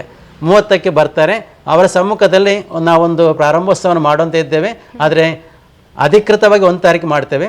ಆದರೆ 30ನೇ ತಾರೀಕಿಗೆ ಮಾನ್ಯ ಶಾಸಕರು, ಉಪನಿರ್ದೇಶಕರು, BEO ಅಥವಾ CRPಗಳು ಎಲ್ಲ ಕೂಡ ಅವರ ಸಮ್ಮುಖದಲ್ಲಿ ಸರ್ಕಾರದಿಂದ ಏನು ಮಕ್ಕಳಿಗೆ ಸವಲತ್ತು ಕೊಡ್ತೊಂಡ ಅದನ್ನು ಹಸ್ತಾಂತರ ಮಾಡೋ ಕಾರ್ಯಕ್ರಮವನ್ನು 30ಕ್ಕೆ ಇಟ್ಕೊಂಡಿದ್ದೇವೆ. ಯಾಕಂದರೆ ಜನರ ಸಮ್ಮುಖದಲ್ಲಿ ಕೊಡುವಂಥ ಅದು ಇದು ನಾಲ್ದು ವಸಂತ ಅಭಿನಂದನ ನಮ್ಮ ಕಾರ್ಯಕ್ರಮದಲ್ಲಿ ಇಟ್ಟುಕೊಂಡಿದ್ದೇವೆ. ಒಬ್ಬ ಶಿಕ್ಷಕ ನಿವೃತ್ತಿ ಹೊಂದುವಂತಹ ಸಂದರ್ಭದಲ್ಲಿ ಮನಪೂರ್ವಕವಾಗಿ ಸಾರ್ಥಕತೆ ಅನ್ನುವಂಥದ್ದು ಇರ್ಬೇಕಂತೆ. ನಿಮ್ಮ ಮಾತಿನಲ್ಲಿ ಅಲ್ಲ ಸರ್, ಕಣ್ಣಿನಲ್ಲಿ ಗೊತ್ತಾಗುತ್ತೆ ಆ ಸಾರ್ಥಕತೆ ಹೇಗಿದೆ ಅನ್ನೋವಂಥದ್ದು. 33 ವರ್ಷಗಳ ಜರ್ನಿಯಲ್ಲಿ ಸಾರ್ಥಕತೆ ಕಂಡಿದ್ದೀರಾ ಸರ್. ಹಾಗಾಗಿ ಅದೆಷ್ಟೋ ವಿದ್ಯಾಸಂಸ್ಥೆಗಳು ನಿಮ್ಮಿಂದಾಗಿ ಅಭಿವೃದ್ಧಿಯದ ಕಂಡಿದೆ. ಹಾಗೇನೆ ಶತಮಾನ ಕಂಡಂತಹ ಈ ಒಂದು ವಿದ್ಯಾಸಂಸ್ಥೆ ಕೂಡ ಹಾಗೇನೆ ಕೋಟಿ ಅನುದಾನವನ್ನು ಈ ಒಂದು ವಿದ್ಯಾಸಂಸ್ಥೆಗೆ ತಂದು ಅಭಿವೃದ್ಧಿಯನ್ನ ಕಂಡಿದೆ. ಚಿತ್ರಣವೇ ಬದಲಾಗಿದೆ ಅಂತ ಹೇಳಿದ್ರೆ ತಪ್ಪಾಗ್ಲಿಕ್ಕಿಲ್ಲ ಸರ್. ಹಾಗಾಗಿ ನಿಮ್ಮ ನಿವೃತ್ತಿ ಜೀವನ ಸುಖಕರವಾಗಿರಲಿ, ನೆಮ್ಮದಿಯಿಂದ ಕೂಡಿರಲಿ. ಅದರ ಜೊತೆಗೇನೆ ನಮ್ಮ ಈ ಒಂದು ಮಣ್ಣಿನ ಹತ್ತೂರ ಒಡೆಯ ಪುತ್ತೂರು ಮಹಾತೋಬಾರ ಮಹಾಲಿಂಗೇಶ್ವರ ದೇವರ ಆಶೀರ್ವಾದ ಕೂಡ ನಿಮ್ಮ ಮೇಲೆ ಸದಾ ಇರಲಿ ಅಂತ ನಾವು ಆಶಿಸ್ತೀವಿ ಸರ್. ಇಷ್ಟು ಹೊತ್ತು ನಮಗೆ ಟೈಮ್ ಕೊಟ್ಟಿದ್ದಕ್ಕಾಗಿ ಧನ್ಯವಾದಗಳು ಸರ್. ನಿಮ್ಮೆಲ್ಲ ವಿದ್ಯಾರ್ಥಿಗಳ ಪರವಾಗಿ ನಿಮ್ಮ ಈ ಒಂದು ಶಿಕ್ಷಣದ ಜರ್ನಿಗೆ ಧನ್ಯವಾದವನ್ನು ನಾನು ಹೇಳ್ತಾ ಇದ್ದೇನೆ ಸರ್. ಹಾಗಾಗಿ ಪ್ರತಿಯೊಂದು ಹಂತದಲ್ಲಿ ಕೂಡ ನಿಮಗೆ ಒಳ್ಳೆಯದಾಗಲಿ ಅಂತ ಆಶಿಸ್ತೀವಿ. Thank you so much. Thank you. ನಮ್ಮ ಸಂಸ್ಥೆಯ ಉಪಪ್ರಾಂಶುಪಾಲರಾದ ವಸಂತಮೂಲ್ಯ ಸರ್ ಅವರು 6-7 ವರ್ಷದಿಂದ ನಮ್ಮ ಸಂಸ್ಥೆಯನ್ನು ಮುನ್ನಡೆಸ್ತಾ ಇದ್ದಾರೆ. ನಾನು ತಿಳಿದಂತೆ ಕಳೆದ 3 ವರ್ಷದಿಂದ ನಾನು ಇಲ್ಲಿಗೆ ಬಂದು ಸರ್ವಿಸ್ ಮಾಡ್ತಾ ಇದ್ದೇನೆ. ಸಂಸ್ಕೃತ ಶಿಕ್ಷಕನಾಗಿ ಕರ್ತವ್ಯ ನಿರ್ವಹಿಸ್ತಾ ಇದ್ದೇನೆ. ವಸಂತಮೂಲ್ಯ ಸರ್ ಅವರು ಶಾಲೆಯ ಸರ್ವತೋಮುಖ ಅಭಿವೃದ್ಧಿಗೆ ಉತ್ತಮವಾದ ಅನೇಕ ಕೊಡುಗೆಗಳನ್ನು ನೀಡಿದ್ದಾರೆ. ದಾನಿಗಳಿಂದ ಸಂಗ್ರಹಿಸಿ ಶಾಲೆಯ ಅಭಿವೃದ್ಧಿಗೆ ಸುಮಾರು 3 ಕೋಟಿಗಿಂತಲೂ ಹೆಚ್ಚು ಅಭಿವೃದ್ಧಿ ಕಾರ್ಯಗಳನ್ನು ಮಾಡಿರುತ್ತಾರೆ. ಶಾಲೆಯ ಫಲಿತಾಂಶ, ಶಾಲೆಯ ಶಿಸ್ತು, ಶಾಲೆಯ ಸರ್ವತೋಮುಖ ಅಭಿವೃದ್ಧಿಗೆ ಅವರ ಕೊಡುಗೆ ಅನನ್ಯವಾದುದು. ನಮ್ಮ ಸರ್ಕಾರಿ ಸಂಸ್ಥೆ ಇಷ್ಟು ಉನ್ನತ ಮಟ್ಟಕ್ಕೆ ಬೆಳೆದಿಕ್ಕೆ ಅವರ ಕೊಡುಗೆ ಅಮೂಲ್ಯವಾದ್ದಾಗಿದೆ. ಫಲಿತಾಂಶದಲ್ಲಿಯೂ ಅಷ್ಟೇ ನಮ್ಮ ಶಾಲೆ ಈ ವರ್ಷ 94% ಫಲಿತಾಂಶವನ್ನು ಪಡೆದಿದೆ. ಸುಮಾರು 45 ವಿದ್ಯಾರ್ಥಿಗಳು ಉನ್ನತ ಶ್ರೇಣಿಯನ್ನು ಪಡೆದು ಉತ್ತೀರ್ಣರಾಗಿರುತ್ತಾರೆ. ಶಾಲೆಯ ವಿದ್ಯಾರ್ಥಿಗಳ ಸಂಖ್ಯೆ ಕೂಡ ಗಣನೀಯವಾಗಿ ಹೆಚ್ಚಿದೆ. ಈ ಎಲ್ಲ ಅಭಿವೃದ್ಧಿ ಕಾರ್ಯಗಳ ಹಿಂದೆ ನಮ್ಮ ಶಾಲೆಯ SDMC ಅಧ್ಯಕ್ಷರು, ಪೋಷಕರು, ವಿದ್ಯಾರ್ಥಿಗಳು, ಶಿಕ್ಷಕರು, ಪ್ರಮುಖವಾಗಿ ಉಪಪ್ರಾಂಶುಪಾಲರ ನೇತೃತ್ವ ಅತ್ಯಂತ ಪ್ರಶಸ್ತವಾದುದು. ಅವರ ಸೇವೆ ಅನರ್ಘ್ಯವಾದದ್ದು ಅಂತ ಹೇಳಲಿಕ್ಕೆ ನಾನು ಬಯಸ್ತೇನೆ. ನನ್ನ ಹೆಸರು ರೆನಿಟಾ ಸುಷ್ಮಾ ಡಿಸೋಜಾ. ನಾನು ಇಲ್ಲಿ ಕೊಂಬೆಟ್ಟಿನಲ್ಲಿ ಹಿಂದಿ ಶಿಕ್ಷಕಿಯಾಗಿ 10 ವರ್ಷದಿಂದ ಸೇವೆ ಸಲ್ಲಿಸ್ತಾ ಇದ್ದೇನೆ. ನಾನು ಹೈಸ್ಕೂಲ್ ಟೀಚರ್ ಆಗಿ ಮೊದಲು ಸೇರಿದ್ದು ಪಾಪೆಮಜಲು ಪ್ರೌಢಶಾಲೆಯಲ್ಲಿ. ಅಲ್ಲಿ ನಾನು ಸೇರುವಾಗ ವಸಂತ್ ಸರ್ ಅವರ ಪರಿಚಯ ಆಯಿತು. ಅವರಲ್ಲಿ ವಿಜ್ಞಾನ ಸರ್ ಆಗಿದ್ದರು. ತುಂಬ ಸೌಮ್ಯ ಸ್ವಭಾವದವರು ಮತ್ತು ತುಂಬ ಮೃದು ಮಾತಿನವರು. ಗಟ್ಟಿಯಾಗಿ ಮಾತನಾಡಿದ್ದು ನಾನು ಅಲ್ಲಿ ಕೇಳಿದ್ದು ನೆನಪಿಲ್ಲ. ಅಲ್ಲಿಂದ ನಾನು ಇಲ್ಲಿ ಕೊಂಬೆಟ್ಟಿಗೆ ಟ್ರಾನ್ಸ್ಫರ್ ಆಗಿ ಬಂದು 10 ವರ್ಷ ಆಯಿತು. ಸರ್ ಅವರು ಮುಖ್ಯ ಶಾಲಾ ಶಿಕ್ಷಕರಾಗಿ ಅಂದರೆ ಉಪಪ್ರಾಂಶುಪಾಲರಾಗಿ ಪದೋನ್ನತಿ ಹೊಂದಿ ನಮ್ಮ ಕೊಂಬೆಟ್ಟಿಗೆ ಕಾಲಿಟ್ಟರು. ಸರ್ ಅವರು ಕೊಂಬೆಟ್ಟಿಗೆ ಕಾಲಿಟ್ಟ ಗಳಿಗೆ ಎಷ್ಟು ಒಳ್ಳೆಯದಂತ ಹೇಳಿದರೆ ನೀವೇ ನಮ್ಮ ಶಾಲೆಯನ್ನು ನೋಡಿದರೆ ಗಮನಿಸಬಹುದು. ನಾನು ಇಲ್ಲಿ 10 ವರ್ಷದ ಮೊದಲು ಸೇರಿರುವಾಗ ಹೇಗಿತ್ತೋ ಅದರ ಸರಿ ವಿರುದ್ಧವಾಗಿದೆ ಈಗ ನಮ್ಮ ಶಾಲೆ. ಯಾವುದೇ ಪ್ರೈವೇಟ್ ಶಾಲೆಗೆ ಏನು ಕಡಿಮೆ ಇಲ್ಲದಂತೆ ನಮ್ಮ ಶಾಲೆಯನ್ನು ಪರಿವರ್ತಿಸಿದವರು ನಮ್ಮ ವಸಂತ್ ಸರ್ ಅವರು. ಅವರ ಮೃದು ಮಾತು, ದೃಢ ನಿಶ್ಚಯ, ಛಲ ನಮ್ಮ ಶಾಲೆಯನ್ನು ಈ ಸ್ಥಿತಿಗೆ ಇವತ್ತು ತಂದಿದೆ. ಯಾವುದೇ ಒಂದು ಸೌಕರ್ಯ ನಮಗೆ ಇಲ್ಲದಂತೆ, ಕಡಿಮೆ ಆಗದಂತೆ ಅವರು ನೋಡಿಕೊಂಡಿದ್ದಾರೆ. ಈ ನಿವೃತ್ತಿಯಾಗುವ ಈ ಕೊನೆಯ ಗಳಿಗೆ ತನಕವೂ ಅವರು ನಮ್ಮ ಶಾಲೆಗೋಸ್ಕರ ಹಗಲು ರಾತ್ರಿ ಶ್ರಮಿಸ್ತಾ ಇದ್ದಾರೆ. ಒಂದು ಆದಿತ್ಯವಾರವನ್ನು ಅವರು ಮನೆಯಲ್ಲಿ ಆರಾಮವಾಗಿ ಕಳೆದದ್ದಿಲ್ಲ. ನಮ್ಮ ಶಾಲೆಯನ್ನು ಈ ಮಟ್ಟಕ್ಕೆ ತರಲಿಕ್ಕೆ ಪ್ರಮುಖ ಕಾರಣವೇ ಅವರು. ವೈಯಕ್ತಿಕ ಜೀವನಕ್ಕಿಂತ ಶಾಲಾ ಜೀವನಕ್ಕೆ ಹೆಚ್ಚು ಪ್ರಾಮುಖ್ಯತೆಯನ್ನು ಕೊಟ್ಟಿದ್ದಾರೆ. ಎಲ್ಲ ಬರೀ ಶಾಲೆಗಷ್ಟೇ ಅಲ್ಲ, ನಮಗೆ ಶಿಕ್ಷಕರಿಗೆ ನಮ್ಮ ಶಿಕ್ಷಕರ ಕೊಠಡಿಯಲ್ಲಿ ಯಾವುದೇ ಒಂದು ಸಣ್ಣ ಪುಟ್ಟ ಅಥವಾ ಯಾವುದೇ ದೊಡ್ಡ ಅಗತ್ಯ ಇರುವ ಎಲ್ಲ ಸೌಕರ್ಯವನ್ನು ಮಾಡಿಕೊಟ್ಟಿದ್ದಾರೆ. ನಮ್ಮ ಕೊಂಬೆಟ್ಟು ಈಗ ನಮ್ಮ ಇಡೀ ರಾಜ್ಯದಲ್ಲಿ ಮಿಂಚಬೇಕಾದರೆ ನಮ್ಮ ವಸಂತ್ ಸರ್ ಕಾರಣ. ತುಂಬ ಸಹೃದಯವಂತವರು. ಅವರಿಂದಾಗಿ ನಮ್ಮ ಶಾಲೆ ಫಲಿತಾಂಶದಲ್ಲಿ ಮಾತ್ರವಲ್ಲದೆ ಮೂಲಭೂತ ಸೌಕರ್ಯಗಳಲ್ಲೂ ಭೌತಿಕ ಅಭಿವೃದ್ಧಿಯಲ್ಲೂ ಮುಂಚೂಣಿಯಲ್ಲಿದೆ.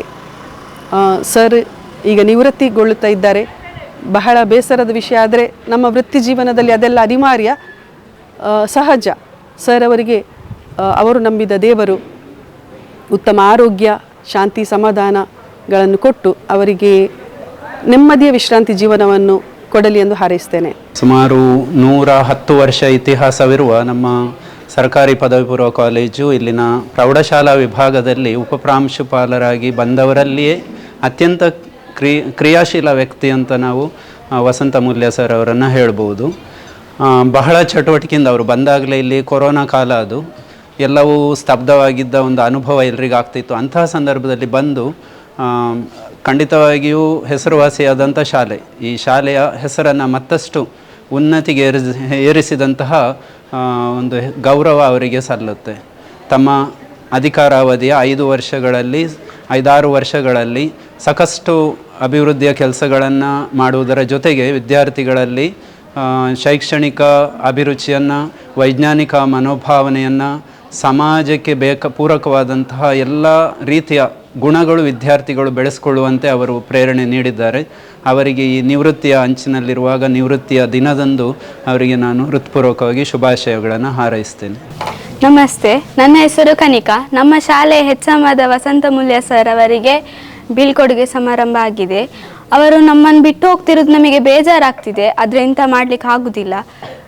ಅವರು ನಮಗೆ ಪ್ರತಿಯೊಂದು ನಮ್ಮ ಒಂದು ಕಾಂಪಿಟಿಷನ್ಗೆ ಹೋಗೋದಾಗಲಿ ಅಲ್ಲ ಓದುವ ವಿಷಯದಲ್ಲಿ ಆಗಲಿ ಯಾವುದಾದ್ರೂ ಕೂಡ ತುಂಬ ಬೆನ್ನೆಳು ಬಿದ್ದಾಗೆ ತುಂಬ ಸಪೋರ್ಟ್ ಮಾಡಿದ್ದಾರೆ ನಮಗೆ. ನಾವು ಯಾವತ್ತೂ ಅವರಿಗೆ ಕೂಡ ಚಿರಋಣಿಯಾಗಿರ್ತೇವೆ. ಅವರು ಎಷ್ಟು ಸಪೋರ್ಟ್ ಮಾಡಿದ್ದಾರೆ ಅಂತ ಹೇಳಿದರೆ, ತುಂಬ ನಮ್ಮೊಟ್ಟಿಗೆ ಮಕ್ಕಳಾಗೆ ಇದ್ದು ನಮ್ಮ ಹತ್ರ ಒಂದು ತಪ್ಪಾದರೂ ಕೂಡ ಹೇಳಿಕೊಡ್ತಾರೆ.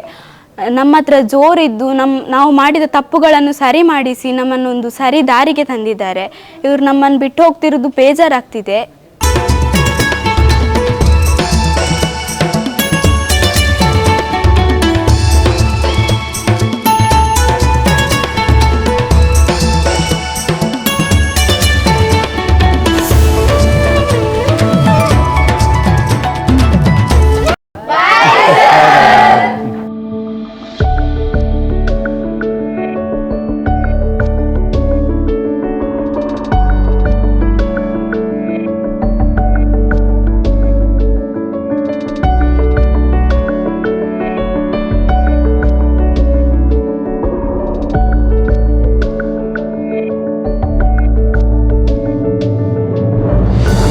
ಚಿರ ಯುವಕನಾಗಿ ಶಿಕ್ಷಕ ವೃತ್ತಿಯನ್ನ ಪಡೆದು ಕೈಯಲ್ಲಿ ಚಾಕ್ಪೀಸನ್ನು ಹಿಡಿದು ಕರಿ ಹಲಗೆಯ ಮೇಲೆ ಅಕ್ಷರದ ಸಾಲುಗಳನ್ನು ಮೂಡಿಸಿದಲ್ಲಿಂದ ಇದೀಗ ಶಿಕ್ಷಕ ವೃತ್ತಿಗೆ ವಿದಾಯ ಹೇಳುವಂಥ ಹೊತ್ತು.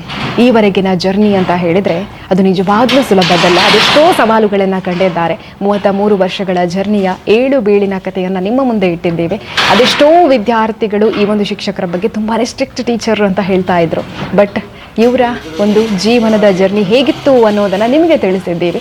ಅದರ ಜೊತೆಗೇನೆ ಅದೆಷ್ಟೋ ಜನರ ಆಶೀರ್ವಾದ ಕೂಡ ಸರ್ ಮೇಲಿದೆ.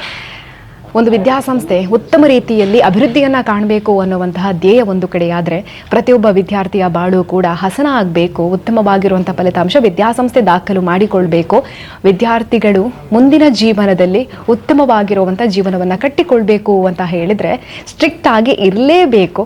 ಆದರೆ ಇವರು ಪ್ರತಿಯೊಂದು ಹಂತದಲ್ಲಿ ಕೂಡ ಸ್ಟ್ರಿಕ್ಟ್ ಆಗಿರಲಿಲ್ಲ. ಪ್ರತಿಯೊಬ್ಬ ವಿದ್ಯಾರ್ಥಿಯ ಪ್ರೀತಿಯ ನೆಚ್ಚಿನ ಶಿಕ್ಷಕರಾಗಿ ಕೂಡ ಇದ್ರು. ಹಾಗಾಗಿ ಇವರು ಈಗಲೂ ಕೂಡ ಆ ವಿದ್ಯಾರ್ಥಿಗಳನ್ನು ನೆನಪು ಮಾಡಿಕೊಳ್ತಾರೆ. ಆ ವಿದ್ಯಾರ್ಥಿಗಳು ಕೂಡ ಶಿಕ್ಷಕರ ಮೇಲೆ ಅದೇ ಪ್ರೀತಿಯನ್ನು ಇಟ್ಟುಕೊಂಡಿದ್ದಾರೆ. ಇದೇ ತಿಂಗಳಿನ 30ನೇ ತಾರೀಕಿಗೆ ವಸಂತಾಭಿವಂದನಂ ಅನ್ನುವಂಥ ಕಾರ್ಯಕ್ರಮ ಎಲ್ಲ ವಿದ್ಯಾರ್ಥಿಗಳು ಸೇರಿ, ಅದರ ಜೊತೆಗೇನೆ ಶಿಕ್ಷಕರು ಸೇರಿ, ಪ್ರೀತಿಯ ಆಪ್ತರು ಸೇರಿ ಈ ಒಂದು ಕಾರ್ಯಕ್ರಮವನ್ನು ಮಾಡ್ತಾ ಇದ್ದಾರೆ.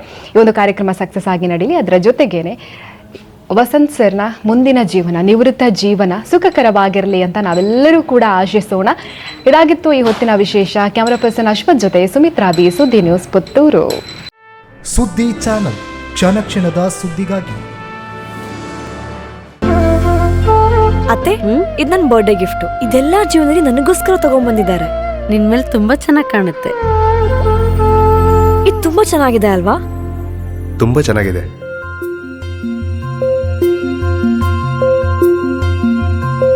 It will look really good on you. Amma? Huh? Mother is always son's first love.